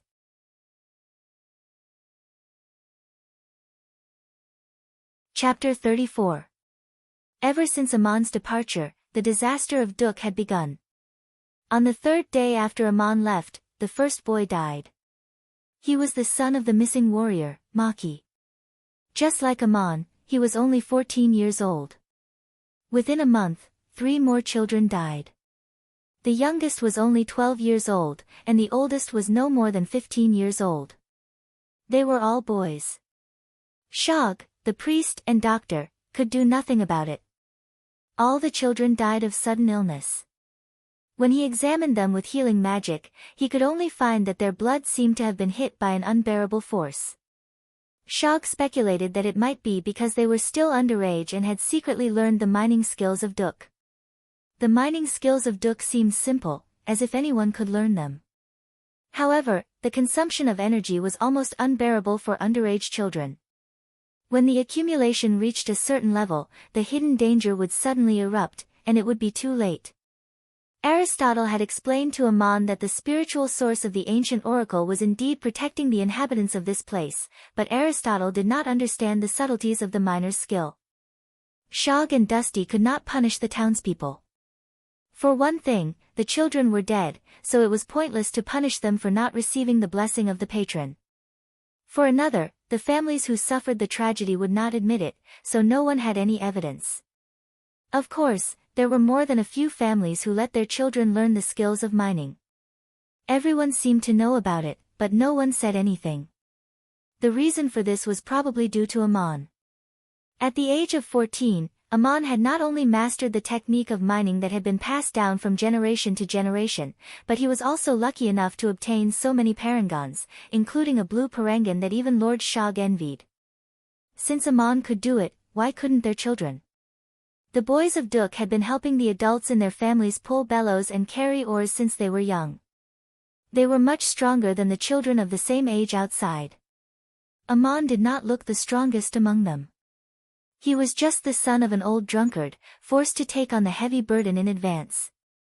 But what people did not know was that Crazy Ol had made Aman bathe in the strange cold spring for more than 2 years. Of course, there were also those who were lucky. Not all children would die young. Some could not learn, and a few were lucky enough to learn the mining skills of Duk in advance. Families like this would naturally not say anything, nor would they publicly announce that the gods' stones were mined by their children. There was often only a fine line between ignorance and stupidity. Many people even inexplicably hoped that their children would be able to mine special parangons like Aman. The townspeople were still discussing in private that Aman might have mined a parangon called the God's Tear, which was extremely precious. The lord from the king's city had publicly announced that the miners who mined the Tear of God would be rewarded handsomely by the kingdom, but those who dealt with it privately would receive the harshest punishment. Except for Crazy Ol, Dusty and Shog, no one else in Duk had ever heard of the God's Tear, let alone know what it was. No one knew who was the first to suspect that only children could mine such a parangan. Otherwise, why would Amon be the only one who found it after so many years of mining? The rumor gradually spread like a plague in Duk. People only talked about it in private but never in public. Finally, it led to continuous tragedies. It was said that the oracle of the goddess Murin, the protector of this place, had become non-existent, but people seemed to respect the goddess more than ever. They respected Shog the priest more than ever, not daring to look up at him and speak. Crazy Ol became crazier than ever.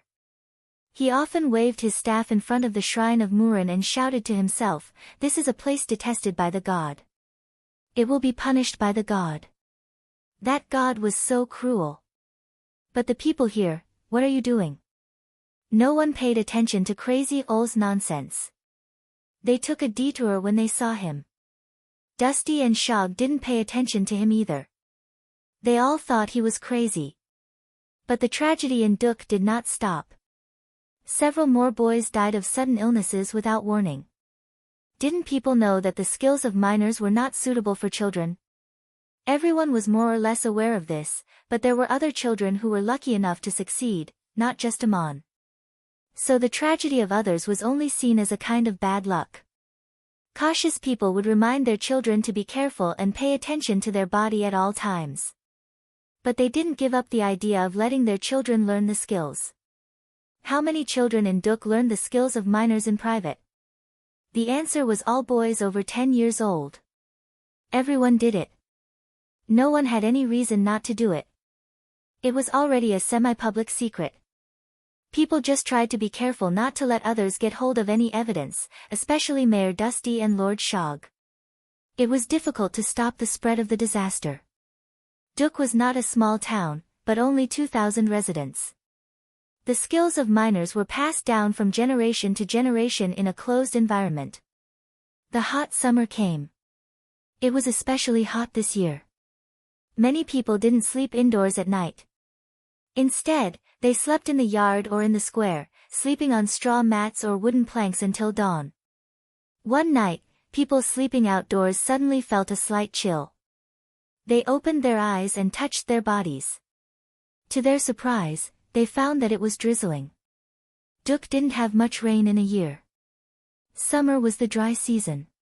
It almost never rained. Everyone cheered happily. The rain didn't stop after dawn. It grew heavier and heavier. The raindrops fell on the dry land like a curtain of water. The clouds in the sky stretched as far as the eye could see, covering the charcoal forest in the west and the Saya desert in the south. People became more and more excited. They gathered in the shrine of Murin to thank the gods. Cheers could be heard all the time. The rain was heavy. It didn't stop for a day and a night. A rain like this could wet the barren land and desert. After the rain, a sea of grass would grow in the desert. This year, it would be a good time for sheep to graze. There had been such a situation in the past. But such a heavy rain only happened every few years. It had always been regarded as a gift from the gods. As if the gods had heard the prayers of the townspeople, the rain didn't stop for 3 days and 3 nights. Some people began to feel uneasy. This was something that had never happened before. The ravines in the charcoal forest were full of water.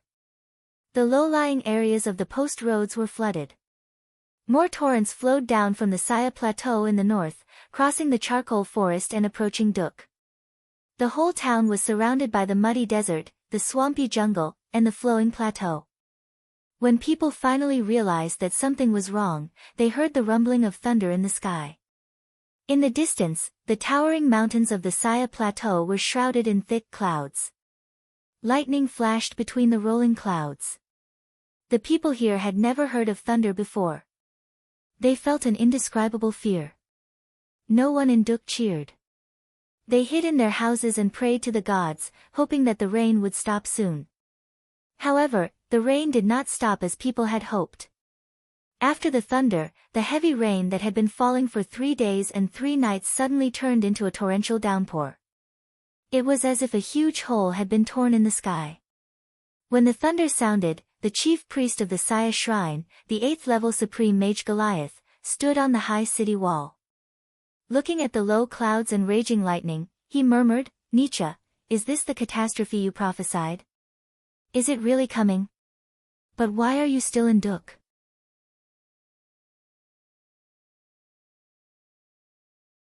Chapter 35.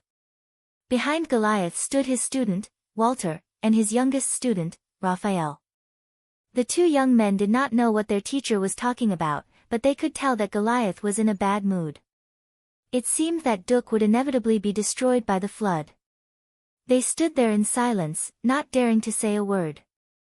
Goliath stood on the city wall for a whole day. He tried to persuade him to take a rest, but he did not hear him. From day to night, he kept staring in the direction of Duk in the east. At noon the next day, the governor of Saya, Lord Shmuel, came to the city wall for the 3rd time. This time, he was not to persuade Goliath to go back to the shrine, but to report on official business. "I have ordered the soldiers stationed in the charcoal forest to withdraw." 2 of the stations were evacuated in time, but the flood came too fast. The station closest to Duk has been surrounded by the flood. The situation is unknown. Yesterday, you sent High Priest Kosman to the station to pick up the soldiers and investigate the situation in Duk, but he returned halfway. It is said that the passage is blocked. Raphael frowned and said, "How could Kosman be so irresponsible as to leave the soldiers at the station alone?" Goliath finally spoke. He heaved a long sigh and waved his hand. "You can't blame Kosman. The clouds are low, and there is lightning. Flying in the sky at this time will make him a target of the lightning. It will be life-threatening. I sent him to save people, not to kill himself. He really can't reach the station." As he spoke, the thunder in the distance became louder. Thick clouds spread from the direction of the Saya plateau, almost pressing down on the city. Raindrops also fell from the city wall, and the rain was getting denser and denser. Shmuel asked anxiously, "If the rain doesn't stop, the flood will spread through the charcoal forest and reach Saya. 1/3 of the territory of the city has been flooded. What should we do?" Goliath turned around and said, "As the governor, you should prepare for disaster relief. Soon, more and more people will flood into Saya. Walter, go to the shrine and get 2 advanced air magic scrolls and the blue boat." "Walter, the deep blue boat? You mean the one with the aquatic ore embedded in it? The one that costs 4 parangons every time it's used?" Goliath said, "Yes, it's in my private warehouse in the back hall. Hurry up and give it to me. I'm going to the flood." Shocked, Shmuel tried to dissuade him. "Dear Supreme Mage, are you going to take the risk yourself? The city of Saya still needs you to take charge." Walter also persuaded, "Esteemed teacher, please let me go." Goliath shook his head, "Since I can't fly, I'll go over by water. Only I can control the serene blue boat here, none of you can. I want to find out news of an important friend, and bring back the soldiers who are stranded in the station. This is an order. You don't have to try to persuade him." The blue boat was a shuttle-shaped magic artifact, also known as a magic artifact. It was only 2 inches wide and a foot long, silver in color, with a aquatic ore embedded in the front and 2 grooves on both sides. When Walter brought it, he had already inlaid 4 parangons in the grooves. It was a magic artifact from Goliath's private collection and was extremely precious, but no one knew that it was given to him by Nietzsche 20 years ago. Nietzsche was also one of the best master craftsmen on the continent. Even supreme mages did not dare to fly in the sky full of thunder and lightning. In order to save magic power, Goliath directly used an air magic scroll to float close to the water surface, his figure shuttling between the strange bushes of the charcoal forest. In principle, things like scrolls could not save magic power, but they could store the magic power that was normally used in a certain way and be used by the user at a critical moment. Magic scrolls were written in hieroglyphs according to specific requirements, and the production was much more difficult than the casting of the corresponding magic, consuming more magic power, and the production was not necessarily successful. Therefore, high-level magic scrolls were one of the most precious magic artifacts on the continent, and only a supreme mage like Goliath could casually order someone to get 2 of them. The water was not calm, surging with countless whirlpools and chaotic torrents, flooding through the charcoal forest towards Saya. Only the taller strange black rocks were still exposed on the water surface, forming isolated islands. The further he went, the more open the water became, the fewer islands with shrubs grew, the higher the water level, and the faster the current. Goliath walked against the current on the water surface, and the open areas could no longer use the islands and jungles to hide his figure. He became the most prominent target on the water surface. Several lightning bolts fell from the low clouds and struck him. Galia used his magic staff to block them, and his body teleported away so that he was not struck. Only a supreme sorcerer could move forward like this, no one else could. The closer he got to the town of Duk, the faster the muddy water, the larger the surging whirlpools, and the more frequent the lightning strikes. Although he could not see the flooded road, Goliath could still follow the original route. He finally came to the nearest post station 30 miles away from the town of Duk. The place was already a vast ocean. In the wind and rain, thunder and lightning, Goliath used detection magic to explore the surroundings, and finally heard a weak, hoarse cry for help. A small group of soldiers stationed at the post station had survived, and under the leadership of their captain, they climbed to the highest boulder nearby in time. The boulder was almost completely submerged by the flood, and 12 soldiers were holding on to the branches above the water surface, crying for help. Their voices were hoarse. If Goliath had been 1 step slower, these people would have been washed away. Goliath floated near the boulder, took out the blue boat from his bosom, and threw it on the water surface. The 1-foot-long magic artifact spun in the water, and suddenly an invisible boat appeared on the surging water surface. The water receded, revealing the shape of the bottom of the boat.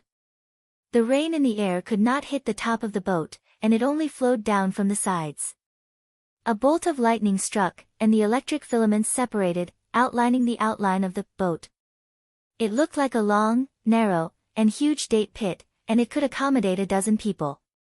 Goliath waved his staff, and the outline of the boat emitted a layer of blue light, and finally appeared completely on the water surface. He shouted, "Get on the boat, don't panic. Is the captain still here? Tell the soldiers to stay in the boat, and don't move. This is a magic artifact, just jump on it." Under the command of the captain, the exhausted soldiers jumped onto the invisible ship that flashed with blue light. It was as if they were standing directly on the surface of the water, but the landing was very stable. Everyone was trembling, but the captain did not lose his order. The 12 people sat down neatly in 2 rows, and no one moved. Goliath glanced at the captain with slight approval in his eyes, and floated to the bow of the boat. He pointed his staff forward, and the blue boat did not go back, but continued to move forward in the direction of Duk. The captain was puzzled, but he did not ask the noble supreme mage what he was thinking. He just gestured to the soldiers to take a good rest, and not to disturb Goliath. Less than 10 miles from Duk, the blue boat was swaying slightly due to the raging mountain torrents. In the void, the shape of the blue aquaticor was revealed, and on both sides of the boat, there were also 4 white lights, which were inlaid with 4 parangons. Dense lightning fell from the sky in the shape of bright branches, constantly striking the only object on the water surface. The seemingly invisible blue boat protected the people on board very well. The lightning only left traces of electric sparks in the air around it. The town of Duk was completely gone, and all that was left was a muddy sea. Even the strong and tall spires of the shrines had no trace of being submerged or destroyed. The flood flowed from the direction of the Saya Plateau to the Saya Desert in the south. Thick, ink-like clouds wrapped in heavy rain, it was like a dark hell. Even supreme mages did not dare to fly in such a sky, and the strongest swimmer could not struggle in such a flood for long. It seemed that there were no survivors in Duk. But Goliath stopped the blue boat in the distance, still looking at something in the storm. He did not believe that Nietzsche had been swallowed by the floods so silently. Since Goliath could take the risk to come here, then Nietzsche definitely had a way to escape safely. Had he already left or was he still here? Goliath had an indescribable strong feeling that Nietzsche must still be here. Just as he was thinking about this, a series of thunder sounded in the sky. Balls of lightning fell, stirring up bright spirals in the water. Goliath suddenly sensed a strong wave of magic coming from the distance, and then he heard an angry roar, "God, you have finally appeared in the human world. I have been waiting for too long." A human figure suddenly flew out of the waves. The wind he stirred up spiraled around him, and the waves he stirred up formed a huge pair of crystal wings around his body. The figure flew straight to the sky, towards the thickest clouds and the densest lightning. It was crazy old Nietzsche. Nietzsche did not die, nor did he leave. He had been hiding in the water using some unknown method, and he just happened to rush out of the water and fly into the sky when Goliath arrived. The soldiers who had been sitting quietly on the blue boat cried out in surprise. Then they felt that they were surrounded by an opaque blue light, and they could not see or hear what was happening outside. This was because Goliath had used magic in time to block their sight and sound, not wanting them to see this scene. But Goliath could see crazy old clearly with his puppet eyes. His messy hair and beard fluttered in the air, and the staff in his hand emitted rays of golden light towards the sky. His eyes were wide open, and he roared, "Show yourself, Enrol, let me see your true face."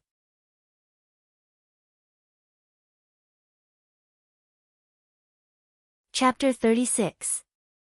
Nietzsche was courting death. His roar made Goliath's heart skip a beat, as if something was clenching it. Goliath was the priest of Enrol's temple. Enrol was the god of Hittite and Assur, and also the god that Goliath had always believed in. According to Crazy Ol, this disaster was caused by Enrol, and this god was right above the clouds. Goliath could not believe his eyes, let alone what he had just heard. Crazy Ol flew into the sky. Immediately, countless lightning bolts were attracted to him. His body was surrounded by bright golden threads, which were the golden light emitted by his staff. They drew the lightning away like a dense net. Nietzsche was more than 150 years old this year. He had been practicing magic for more than 120 years. Although he had never been able to advance to the 9th level, his magic power was incomparably vigorous. Now that he was putting his life on the line, the wind, rain, thunder and lightning couldn't do anything to him for a while. Seeing that he had already flown into the clouds, the thick lightning snakes that constantly flashed between the rolling dark clouds were the most fatal threat. Suddenly, Goliath's eyes widened. He found something incredible. The fiercest winds and thunderbolts in the clouds seemed to be controlled by someone and actually avoided Nietzsche's figure one after another. Nietzsche flew in the direction of the Saya Plateau and waved his wand. Thousands of golden light ribbons danced in the air and tore apart the thunderous clouds. It seemed that he wanted to tear a hole in the sky and drag out the god in the clouds. "Enrol, you filthy, cowardly pig. Why don't you dare to face a mortal? Are you afraid? The clouds in the sky are trembling. Are you trembling in front of me?" Nietzsche seemed to be looking for something in the sky. When he found nothing, he began to curse. Goliath couldn't help but tremble again. Even the staff in his hand was trembling. He had never heard of anyone who dared to curse the gods like this. On the other hand, Nietzsche didn't care at all. He was courting death by doing this, but he wanted the gods above the clouds to personally deal with him. A dignified voice finally came from the sky, "You lunatic, how dare you offend me like this? Do you really think I don't dare to kill you? Poor mortal, you do not know the secrets of the gods." Goliath subconsciously wanted to kneel down. This voice had an indescribable sense of oppression in his soul. Although he had never heard it before, he naturally knew that the speaker was the god he had always believed in, Enrol. This feeling was indescribable. Crazy Ol burst out laughing, "Enrol, the great god worshipped by countless people, you've finally been scolded by me. Come, come, come. Let's see if I can hurt you. I hope you won't dodge or be afraid." Crazy Ol laughed wildly and rushed to the place where the voice came from. He launched his strongest blow. He threw the staff in his hand. It burst into a dazzling golden light in the air, almost tearing all the dark clouds over Duk. At this moment, Goliath seemed to see a man standing above the clouds. No. It should be a god. Nietzsche finally saw the god, and he launched the strongest blow of his life to the god above the clouds. He didn't even care if he would fall from the sky or not. Goliath also saw the vague figure of the god, but it was only for a short moment. Then countless thick lightning bolts gathered from all directions, accompanied by earth-shattering thunder. The next moment, Goliath couldn't see or hear anything clearly. In the sky, Nietzsche turned into a ball of fire, shining as bright as the sun, and then he turned into ashes. Soon, everything returned to normal. The torn dark clouds gathered again, and the flood and storm were still raging. The blue boat suddenly shook violently. Goliath was so shocked that he almost lost control of his magic power. When he recovered, he quickly waved his staff to regain control of the boat.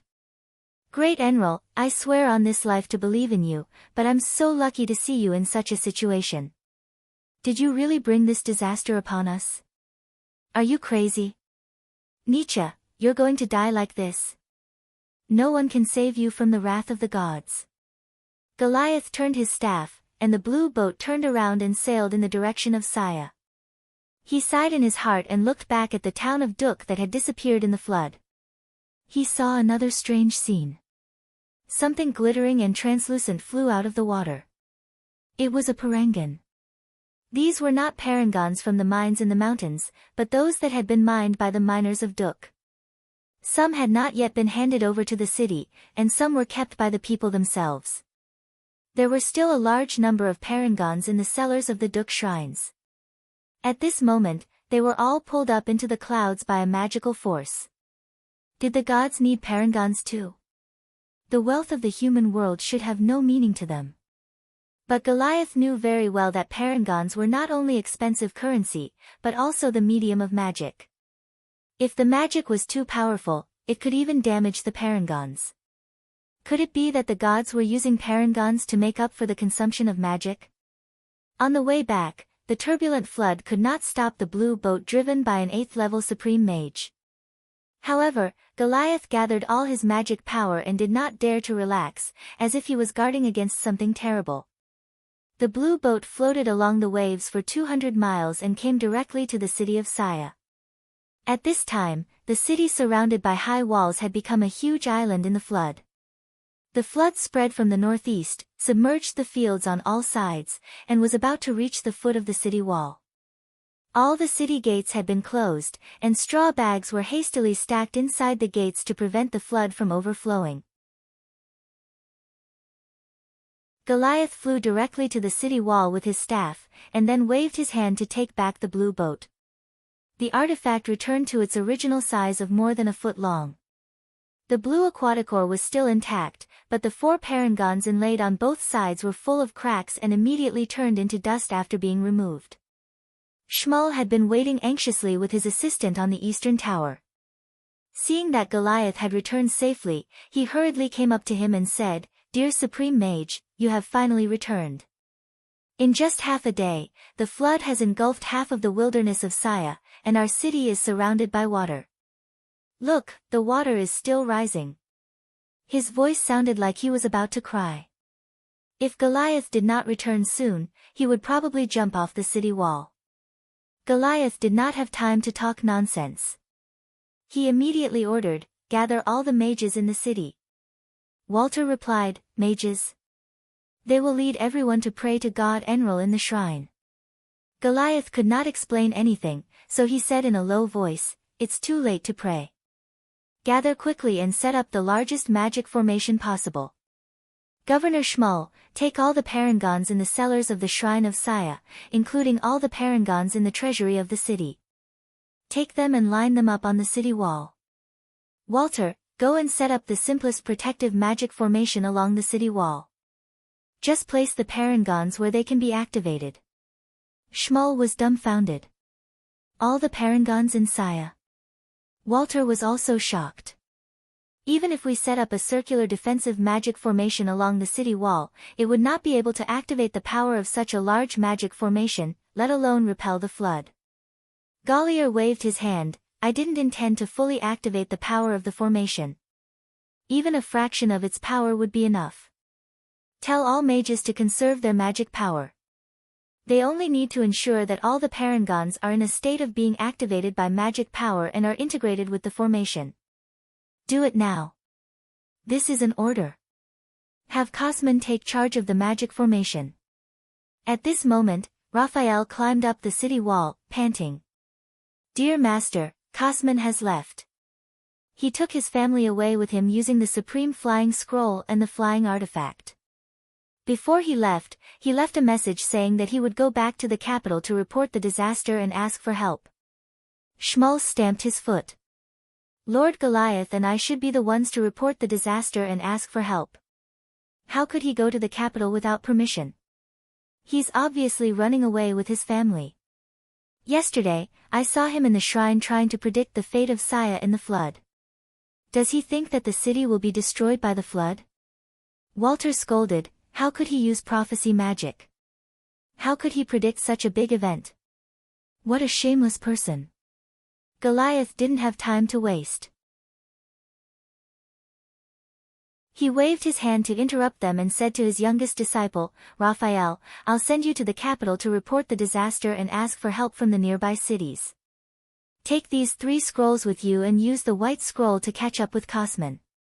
Kill him with the golden scroll without saying a word, then go to the nearest city and return to the king's city. With a shake of his hand, he took out 2 small magic scrolls less than 3 inches long, one white and the other gold. He gave them to Raphael together with the supreme air magic scroll that he hadn't used before. Then, he said to Schmalz with a sullen face, Cosman, the high priest of the Saya shrine, deserted his post and ran away. I've ordered him to be killed. Tell the whole city about this. After saying this, the supreme mage seemed to be very tired. He walked down the wall with his staff. Schmalz shouted behind him, Where are you going, supreme mage? Walter also shouted, Master, Cosman has run away. Who will take charge of the magic array on the wall? Goliath replied as he walked down the wall, Walter, you're the strongest mage here besides me. You'll take charge of the array. You don't have to exert too much power, just meet my requirements. Governor, please send all the mages to the wall. I want to pray to God Enril alone in the shrine. No one is allowed to disturb me.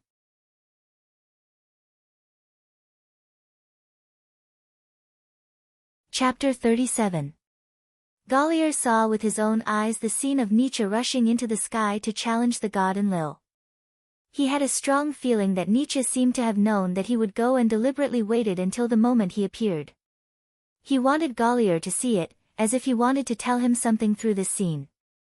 Perhaps Nietzsche wanted to confirm something important, to find some kind of answer, but the madman could not tell the truth himself, so he needed a bystander to discover the mystery. Why did Nietzsche choose Goliath? Because no one else was more suitable than Goliath. He was the only supreme mage who would be there. Did Enril really cause the flood? Why did the god do this? Goliath came to the empty main hall of the shrine of Saya with lingering questions. He knelt before the statue of Enril and prayed, Great God, great Enril, please tell me, your follower, why did the flood come? Why did Duk disappear? While praying, Goliath suddenly felt a strange feeling. There seemed to be a pressure on his shoulders. The statue in the center of the hall seemed to come to life, looking down at him. Before today, under the gaze of the statue, Goliath would have felt only peace, luck, and glory. But now it was very different. He felt a creepy fear. While praying, he still clenched his staff and secretly channeled all his power. Goliath's staff was made of the best century-old walnut wood. The lines were neat and beautiful, and it had a glossy luster after years of holding it in his hand. The tip of the staff was inlaid with a turquoise, but it was cleverly wrapped in wood grain. It looked a bit like the staff of an old man, but it was very elegant and exquisite. My priest, my devout believer, why are you channeling your power when you are praying? Do you have any hostility towards me? A thunderous voice suddenly came to Goliath's mind. It was Enlil speaking. Goliath bowed his head and knelt on the ground. He looked very respectful, but he did not let go of the staff. He spoke to the voice in his soul, "Enlil, my god of gods, was it you who destroyed the town of Duk? Did you let the flood surround Saya? I just want to know the answer." It was the flood that destroyed Duk. It was the heavy rain that brought the flood. It was the warm and humid wind from the sea that mixed with the swirling air currents of Assyria that caused the heavy rain. It was my divine power that caused the air currents to swirl in the highlands. It was my anger that guided the lightning in the clouds, answered the god. His voice was majestic and almost emotionless. The answer seemed to have a deeper meaning. Goliath was silent for a moment. No one knew what he was thinking. Finally, he sighed and said, "The flood has reached the city of Saya. Dear God, I have taken out all the parangons in the city and set up a great formation. If you can save the city and stop the disaster that engulfs Saya, I will offer them all as a sacrifice to you." Enlil's voice revealed a trace of mockery. "Sacrifice? This is a shrine that worships me. Have I ever taken any wealth from this shrine? Aren't the sacrifices that I receive in my name all for the enjoyment of you priests and priests? How ridiculous! Do you think that the gods can be bought with the wealth of the world?"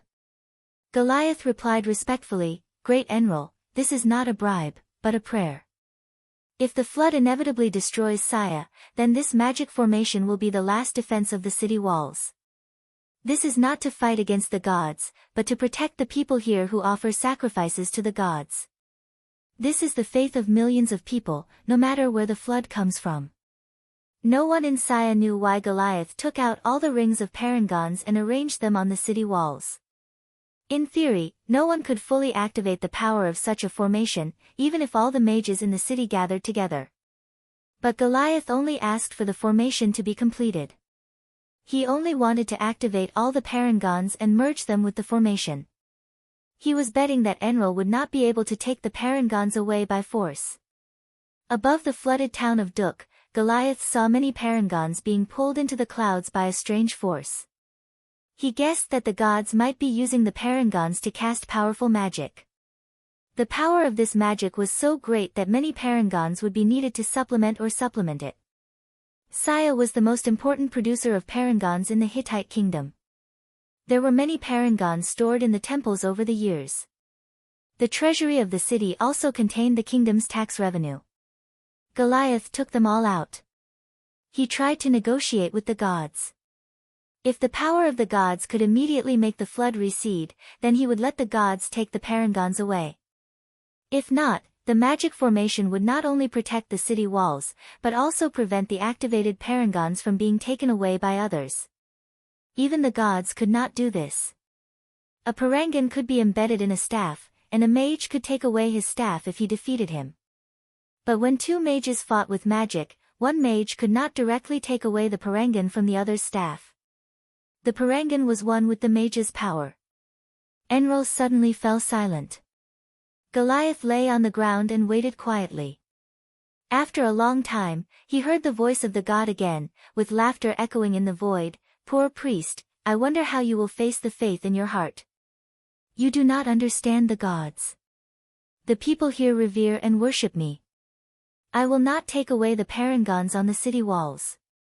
They are the wealth of the whole city. If I do that, everyone will hate me and stay away from me. Do you want me to destroy the dignity of the temple? But what about Duk? No one survived the flood." Goliath shouted in his soul. "The flood is my blessing to Saya. I will hear the cheers of the people, and my temple will be flooded with believers to express their gratitude. You will understand all this soon. As for Duk, do you want to ask me why I did not save them from the flood? Why should I save them? How ridiculous it is for me to explain such a boring question to a mortal like you." Enlil's voice said these words. At the same time, a message suddenly appeared in Goliath's mind, containing all kinds of sounds and images. It was a series of tragedies that happened in Duk. Priest, do you see it? They have betrayed the oracle of the patron. There is no reason for Murin to stay there, so I will bless this place again. The flood is my blessing, but people should not only ask to enjoy the blessings of the gods. I do not need to save the sinners from the flood. Enrol's voice sounded again, as if it was an irresistible judgment. Goliath was stunned for a long time. He struggled to ask again, but the whole town of Duk was destroyed. There must be innocent people. Enrol's voice became contemptuous. When evil spreads to every corner, the flood will not distinguish who is innocent. I do not need to save the sinners from the flood, nor do I need to save the so-called innocent people.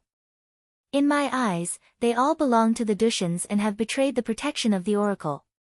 Mortals will usher in death in a short life, one way or another. Do not forget that they are all members of Duk. Everyone has a responsibility. They should blame their clansmen for the disaster, and they should also blame themselves for not doing anything to save it. Since there is no way to save it, then the whole ship will be destroyed. The words of the gods were not easy to understand. Enrol said that the flood was his blessing, and Duk did not deserve to be saved from the disaster. Goliath finally raised his head and asked, "Great God, did you bring the flood?" Enrol said coldly, "I will not answer such stupid and ignorant questions again." Goliath asked again, "Then what will be the fate of Saya?" Enrol said, "You have to ask yourself." After saying this, he went silent. Goliath felt the oppressive feeling of being stared at by the statue disappear. The god was gone. Goliath was silent for a long time in the shrine, carefully recalling the words of the god and the scene when Nietzsche rushed into the sky, pondering every detail he saw in the flood. What did Nietzsche want to tell him? What did Enrol mean? He meditated alone for a night, and when a glimmer of light appeared in the distant sky, he suddenly understood something. Enrol only summoned a heavy rain. As Goliath saw it with his own eyes, he might have used the simplest air magic, but it contained almost infinite divine power. Enrol used his divine power to change the direction of the swirling airflow on the Saya Plateau, making it collide with the warm and humid wind blowing from the sea, thus triggering a continuous rainstorm. The god in the clouds only manipulated the wind and lightning. When the airflow in the sky collided and formed a natural whirlpool, there was no need for him to use his divine power anymore. The rainstorm would continue until the end. To stop the rain would consume more divine power than to activate it. Enrol only activated it, and had no intention of wasting more power to stop it. In the silent shrine, Goliath's body was trembling as if he was sick. He looked cold, but his face was red. As the chief priest of the shrine of Saya Enrol, a supreme mage who had sworn an oath before the god, he had only three choices in the face of all this. One was to devoutly preach Enrol's miracles and believe without hesitation that it was a blessing to Saya, washing away the sins of Duk. Goliath had already guessed what Enrol meant when he described the disaster as a blessing. If that was the case, Goliath would still be the old Goliath, and nothing had changed. But he could not forget the scene of crazy Ol rushing into the sky. That scene had been deeply imprinted in his soul. The second was to turn his back on Enrol. This was against his oath and faith. When his faith was shaken, his achievements in magic would be greatly affected, and he might even lose his power. The third was the most difficult. He had to look at everything calmly and rationally, review his life and the experiences of others, and reach a higher state of detachment. Gallier inexplicably recalled the records in the ancient books of magic. In order to achieve the final 9th level, a mage had to face the final test. He had never been able to understand it.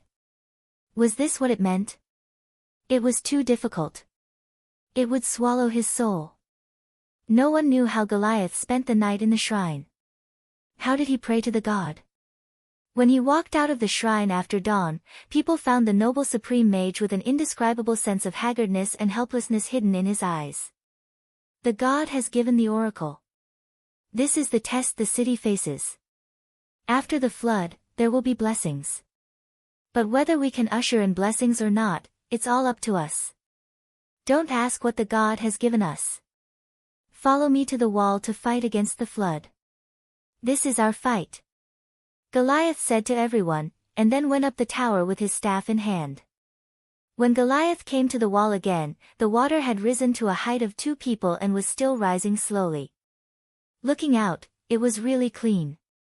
The city of Saya was like a huge lonely boat protected by the wall in the flood. The wall looked strong, but the water outside the city was higher than the ground inside the city. It would bear more and more lateral pressure. After all, the wall built in this arid area was not a dam. The weak parts of the wall might not be able to bear this kind of pressure, and as the water soaked longer and longer, the difference in pressure caused by the water level would increase. Some parts of the wall would become soft and loose, collapse or leak. At this time, the magic formation played its role, connecting the whole circle of the wall into one. Either it would collapse completely or it would remain intact until the end. Goliath slowly walked around the city. The Taraculus in his staff stimulated the divine power, using the simplest and most useful earth magic to strengthen every section of the wall. For the time being, he could not think about anything else. He could only think about 2 things. Would the flood eventually rise to the lowest part of the wall, and would the flood recede before its power was exhausted? The Supreme Mage had not rested for several days and nights. He walked around the city slowly without stopping. His face was solemn and devout, but there seemed to be a crystal light flashing in his eyes. From time to time, he would look up at the eastern sky. In the east that Goliath looked at, in the deep mountains of the Euphrates Valley, in the tribe of cavemen, a god was also crying. Of course, he was not a real god like Enlil, but he was regarded as a messenger of the gods by the tribe. Some people even called him Harmonious. The cry came from the big cave where the fire was burning. The chief Link and the tribesmen looked at each other, but no one dared to disturb him. Only Schrödinger squatted at the mouth of the cave, looking at Amon with a strange look of pity.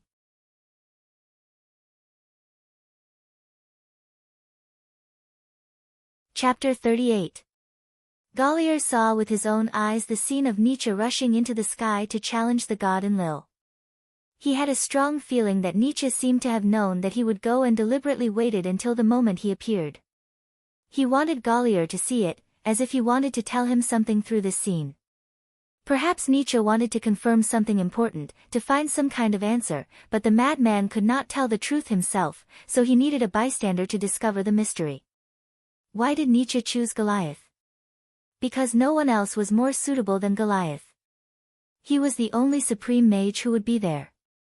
Did Enlil really cause the flood? Why did the god do this? Goliath came to the empty main hall of the shrine of Saya with lingering questions. He knelt before the statue of Enlil and prayed, "Great God, great Enlil, please tell me, your follower, why did the flood come? Why did the town of Duk disappear?" While praying, Goliath suddenly felt a strange feeling. There seemed to be a pressure on his shoulders. The statue in the center of the hall seemed to come to life, looking down at him. Before today, under the gaze of the statue, Goliath would have felt only peace, luck, and glory. But now it was very different. He felt a creepy fear. While praying, he still clenched his staff and secretly channeled all his power. Goliath's staff was made of the best century-old walnut wood. The lines were neat and beautiful, and it had a glossy luster after years of holding it in his hand. The tip of the staff was inlaid with a taraculus, but it was cleverly wrapped in wood grain. It looked a bit like the staff of an old man, but it was very elegant and exquisite. "My priest, my devout believer, why are you channeling your power when you are praying? Do you have any hostility towards me?" A thunderous voice suddenly came to Goliath's mind. It was Enlil speaking. Goliath bowed his head and knelt on the ground.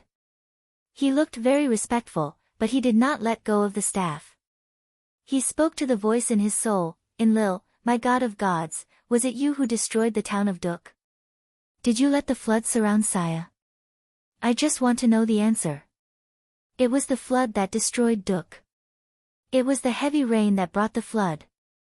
It was the warm and humid winds from the sea that converged with the swirling air currents of Assyria that caused the heavy rain. It was my divine power that caused the air currents to swirl in the highlands. It was my anger that guided the lightning in the clouds. The voice of the god was majestic and almost emotionless. The answer seemed to have a deeper meaning. Goliath was silent for a moment. No one knew what he was thinking. Finally, he sighed and said, "The flood has reached the city of Saya. Dear God, I have taken out all the parangons in the city and set up a great formation. If you can save the city and stop the disaster that engulfs Saya, I will offer them all as a sacrifice to you." Enrol's voice revealed a trace of mockery. "Sacrifice? This is a shrine that worships me. Have I ever taken any wealth from this shrine? Aren't the sacrifices that I receive in my name all for the enjoyment of you priests and priests? How ridiculous! Do you think that the gods can be bought with the wealth of the world?" Goliath replied respectfully, "Great Enrol, this is not a bribe, but a prayer. If the flood inevitably destroys Saya, then this magic formation will be the last defense of the city walls. This is not to fight against the gods, but to protect the people here who offer sacrifices to the gods. This is the faith of millions of people, no matter where the flood comes from." No one in Saya knew why Goliath took out all the rings of parangons and arranged them on the city walls. In theory, no one could fully activate the power of such a formation, even if all the mages in the city gathered together. But Goliath only asked for the formation to be completed. He only wanted to activate all the parangons and merge them with the formation. He was betting that Enrol would not be able to take away the parangons by force. Above the flooded town of Duk, Goliath saw many parangons being pulled up into the clouds by a strange force. He guessed that the gods might be using the parangons to cast powerful magic. The power of this magic was so great that many parangons would be needed to supplement it. Saya was the most important producer of parangons in the Hittite kingdom. There were many parangons stored in the temples over the years. The treasury of the city's finance department also contained the kingdom's tax revenue. Goliath took them all out. He tried to negotiate with the gods. If the power of the gods could immediately make the flood recede, then he would let the gods take the parangons. If not, then the magic formation could not only protect the city walls, but also prevent the activated parangons from being taken away by others. Even the gods could not do this. A parangon could be embedded in a staff, and a mage could take away his staff if he defeated him. However, when two mages fought with magic, one mage could not directly take away the parangon from the other's staff. The parangon was one with the mage's power. Enrol suddenly fell silent. Goliath lay on the ground and waited quietly. After a long time, he heard the voice of the god again, with laughter echoing in the void. "Poor priest, I wonder how you will face the faith in your heart. You do not understand the gods.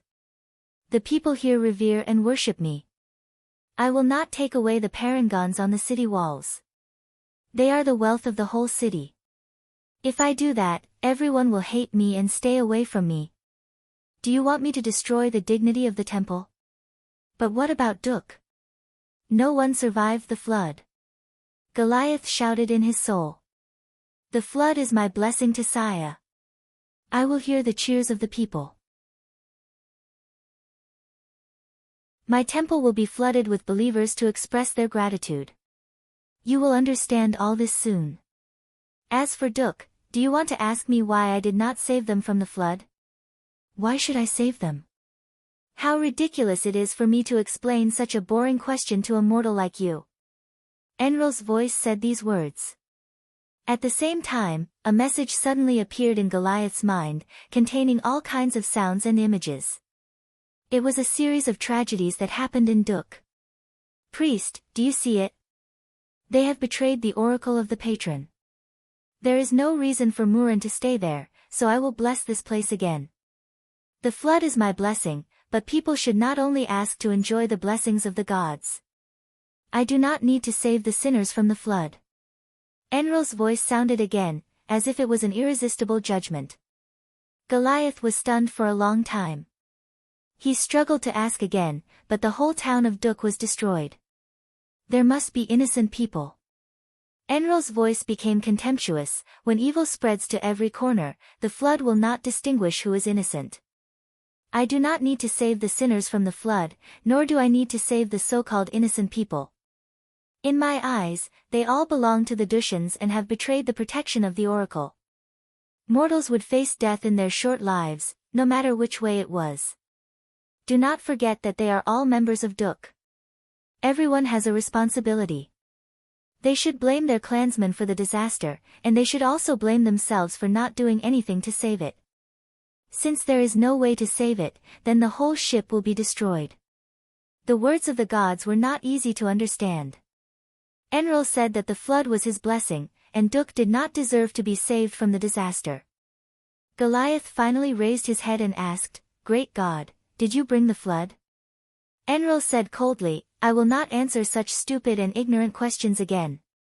Goliath asked again, "Then what will be the fate of Saya?" Enlil said, "You have to ask yourself." After saying this, he went silent. Goliath felt the oppressive feeling of being stared at by the statue disappear. The god was gone. Goliath was silent for a long time in the shrine, carefully recalling the words of the god and the scene when Nietzsche rushed into the sky, pondering every detail he saw in the flood. What did Nietzsche want to tell him? What did Enlil mean? He meditated alone for a night, and when a glimmer of light appeared in the distant sky, he suddenly understood something. Enlil only summoned a heavy rain. As Goliath saw it with his own eyes, he might have used the simplest air magic, but it contained almost infinite divine power. Enlil used his divine power to change the direction of the swirling airflow on the Saya plateau, making it collide with the warm and humid wind blowing from the sea, thus triggering a continuous rainstorm. The god in the clouds only manipulated the wind and lightning. When the airflow in the sky collided and formed a natural whirlpool, there was no need for him to use his divine power anymore. The rainstorm would continue until the end. To stop the rain would consume more divine power than to activate it. Enlil only activated it, and had no intention of wasting more power to stop it. In the silent shrine, Goliath's body was trembling as if he was sick. He looked cold, but his face was red. As the chief priest of the shrine of Saya Enlil, a supreme mage who had sworn an oath before the god, he had only 3 choices in the face of all this. One was to devoutly preach Enlil's miracles and believe without hesitation that it was a blessing to Saya, washing away the sins of Duk. Goliath had already guessed what Enlil meant when he described the disaster as a blessing. If that was the case, Goliath would still be the old Goliath. Nothing had changed. But he could not forget the scene of crazy Ol rushing into the sky. That scene had been deeply imprinted in his soul.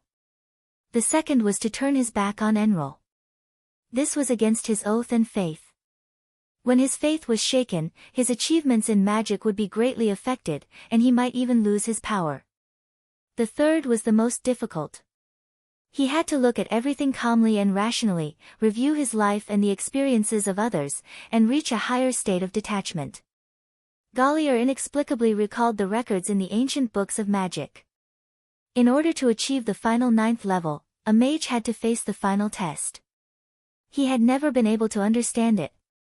Was this what it meant? It was too difficult. It would swallow his soul. No one knew how Goliath spent the night in the shrine. How did he pray to the god? When he walked out of the shrine after dawn, people found the noble supreme mage with an indescribable sense of haggardness and helplessness hidden in his eyes. The god has given the oracle. This is the test the city faces. After the flood, there will be blessings. But whether we can usher in blessings or not, it's all up to us. Don't ask what the god has given us. Follow me to the wall to fight against the flood. This is our fight. Goliath said to everyone, and then he climbed the tower with his staff in hand. When Goliath came to the wall again, the water had reached the height of 2 people and was still rising slowly. Looking out, it was really clean. The city of Saya was like a huge lonely boat protected by the wall in the flood. The wall looked very strong, but the water outside the city was higher than the ground inside the city. It would bear more and more lateral pressure. After all, the wall built in this arid area was not a dam. The weak parts of the wall might not be able to bear this kind of pressure, and as the water soaked longer and longer, the pressure difference caused by the water level would increase. Some parts of the wall would become soft and loose, collapse or leak. At this time, the magic formation played its role, connecting the whole circle of the wall into one. Either it would collapse completely or it would remain intact until the end. Goliath slowly walked around the city. The Taroculus in his staff stimulated the divine power, using the simplest and most useful earth magic to strengthen every section of the wall. For the time being, he could not think about anything else. He could only think about two things: whether the flood would eventually rise to the lowest part of the wall, and whether the flood would recede before its power was exhausted. The Supreme Mage did not rest for several days and nights. He walked around the city slowly without stopping, his face solemn and pious, but there seemed to be a crystal light flashing in his eyes. From time to time, he looked up at the eastern sky. In the east that Goliath was looking at, in the deep mountains of the Euphrates Valley, in the tribe of cavemen, a god was also crying loudly. Of course, he was not a real god like Enlil, but he was regarded as a messenger of the gods by the tribe. Some people even called him Harmonious. The cry came from the big cave where the fire was burning. The chief Link and the tribesmen looked at each other, no one dared to disturb him. Only Schrödinger squatted at the entrance of the cave, looking at Amon with a strange look of pity.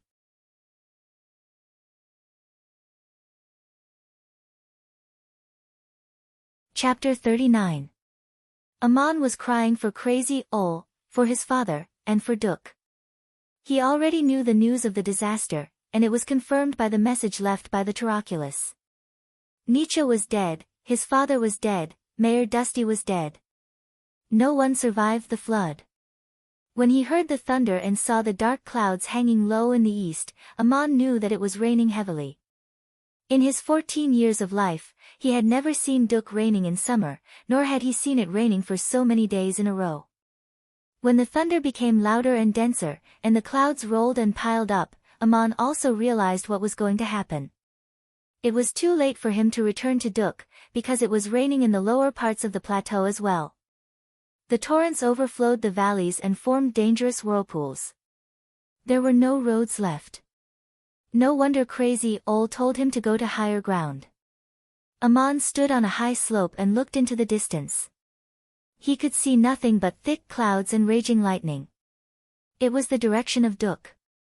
His eyes were filled with tears. Crazy Ol had said that the next message in the Taroculus would appear after the disaster, but Amon had not been able to read it. 2 days after the thunder, Amon vaguely heard a particularly shocking thunderclap. His heart tightened inexplicably.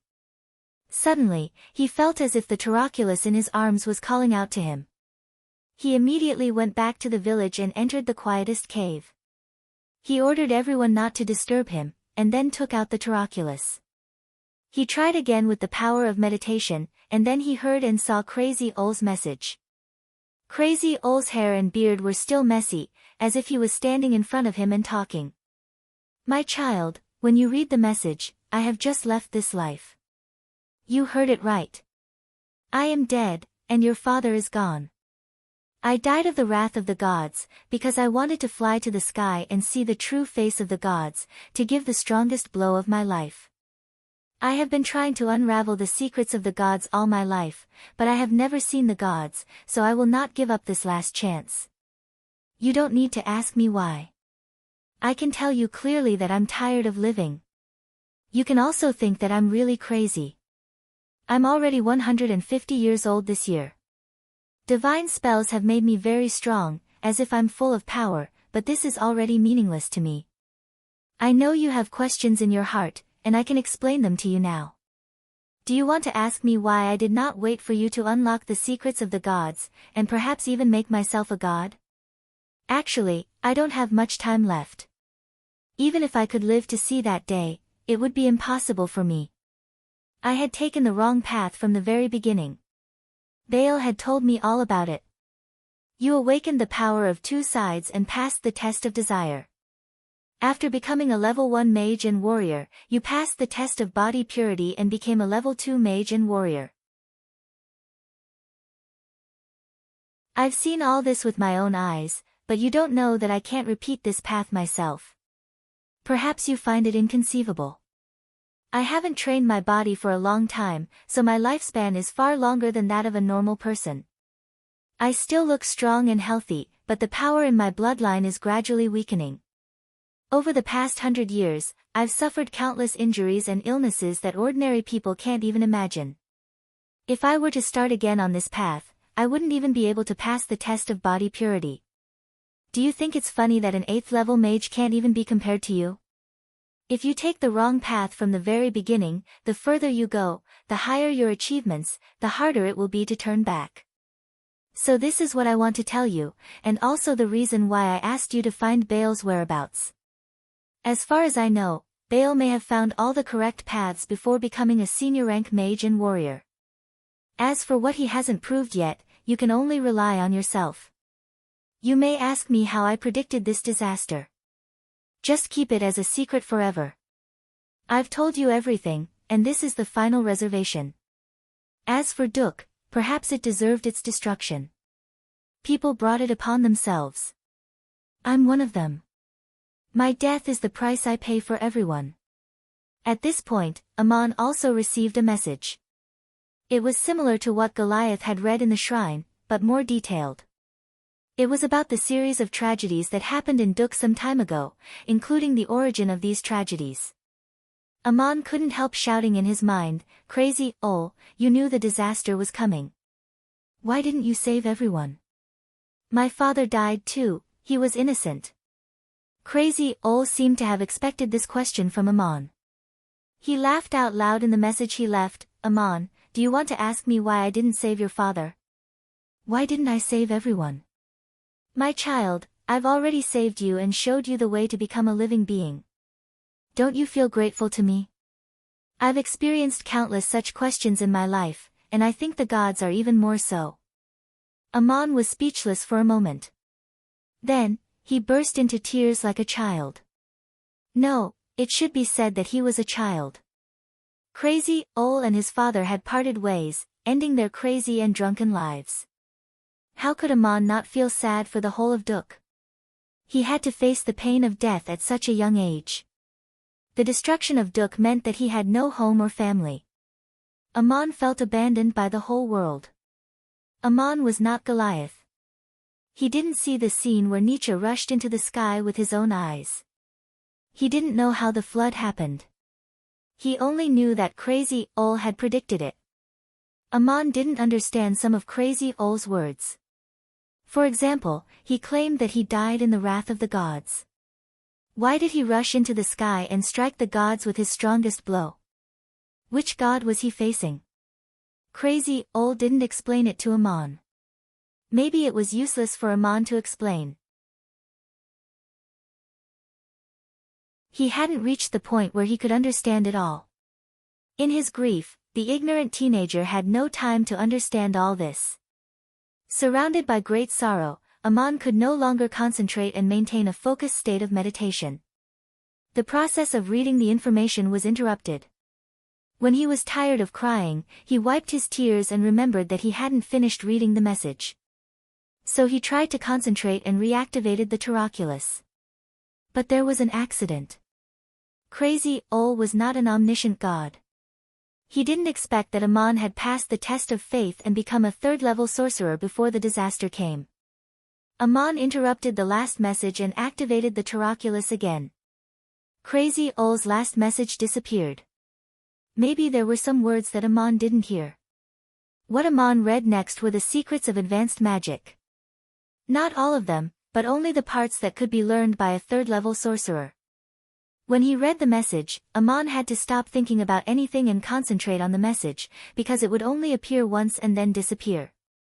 Only by passing the test of faith could he enter a state of concentration where his soul was calm and not be disturbed by distracting thoughts.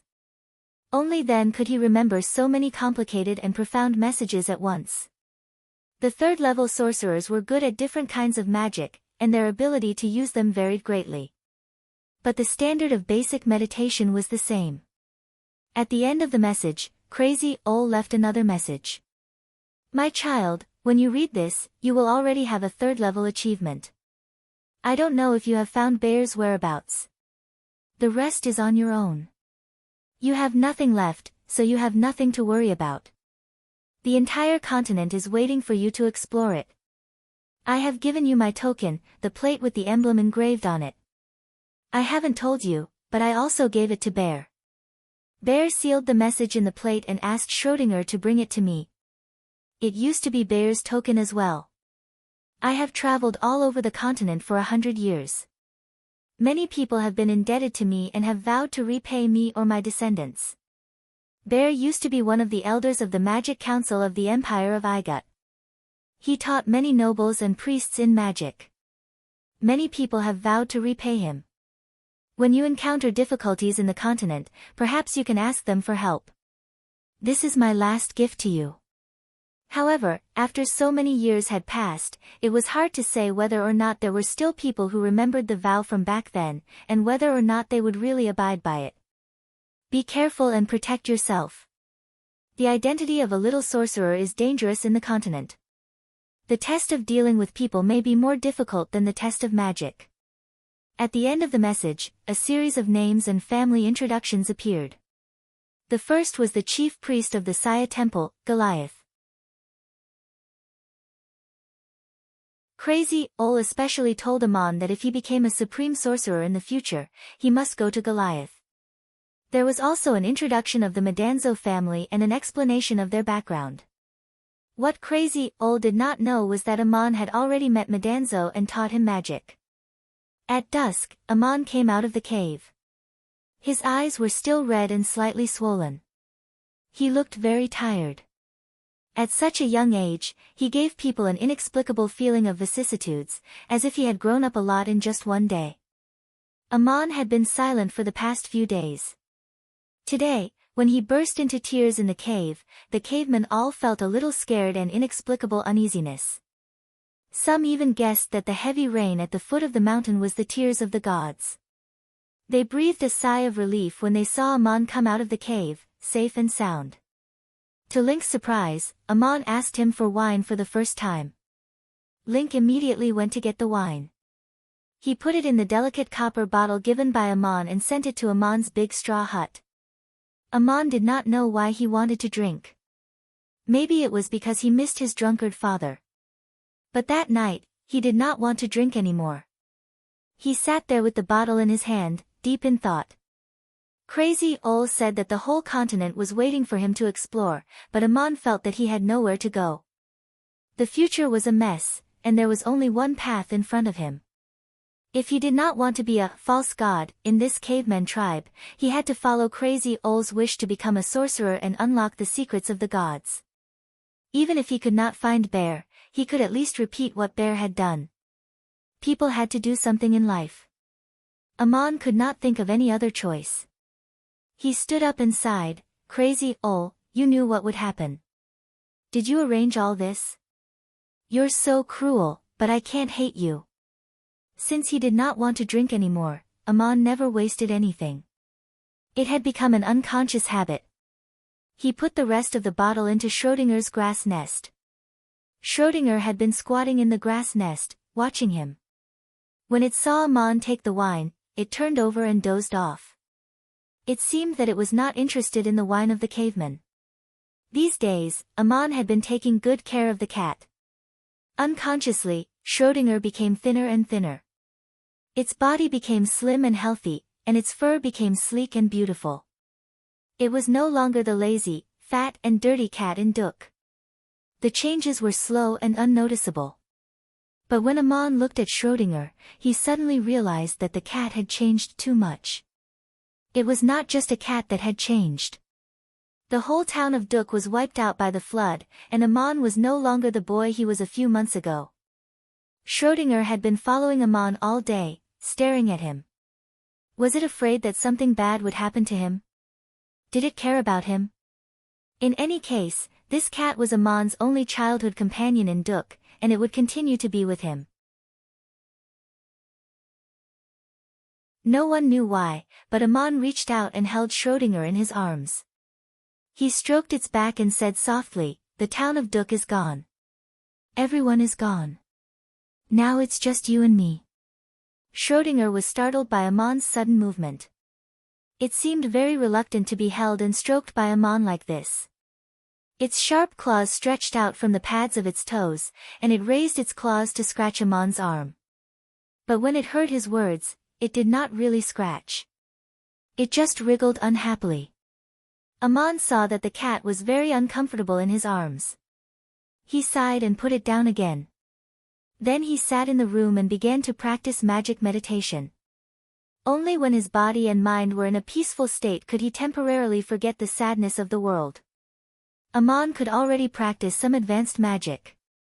Apart from elemental magic, he had always been most interested in spatial magic and message magic, both of which had something to do with the special parangons left by Crazy Ol. However, a level 3 mage couldn't practice these two divine incantations yet, so he chose to practice detection divine incantations tonight. The foundation of these two types of magic was detection magic, especially message magic, which was a branch of detection magic that was practiced to the highest level. Amon already had some understanding of detection magic, so it was easy for him to practice the most basic, detection eye. He did not need to see or listen. Everything around him was so clear in the darkness. However, Amon seemed to be disturbed by something. He suddenly opened his eyes and stood up, interrupting the magic he had just mastered. It was common sense for any mage that the puppet eye could sense things much more clearly than what they usually saw or heard. But Amon was surprised to find that two things were missing in the room. Schrödinger and the strange bone in the grass were not there at all. You're tuning in to the Blissful Bookshelf YouTube channel. We're so grateful for your support, and don't forget to subscribe to join us on this incredible journey through captivating stories. Your generosity through donations truly makes a world of difference, as it's the primary source of revenue that allows me to expand and enhance this channel for you. Thank you from the bottom of my heart for being a part of this adventure.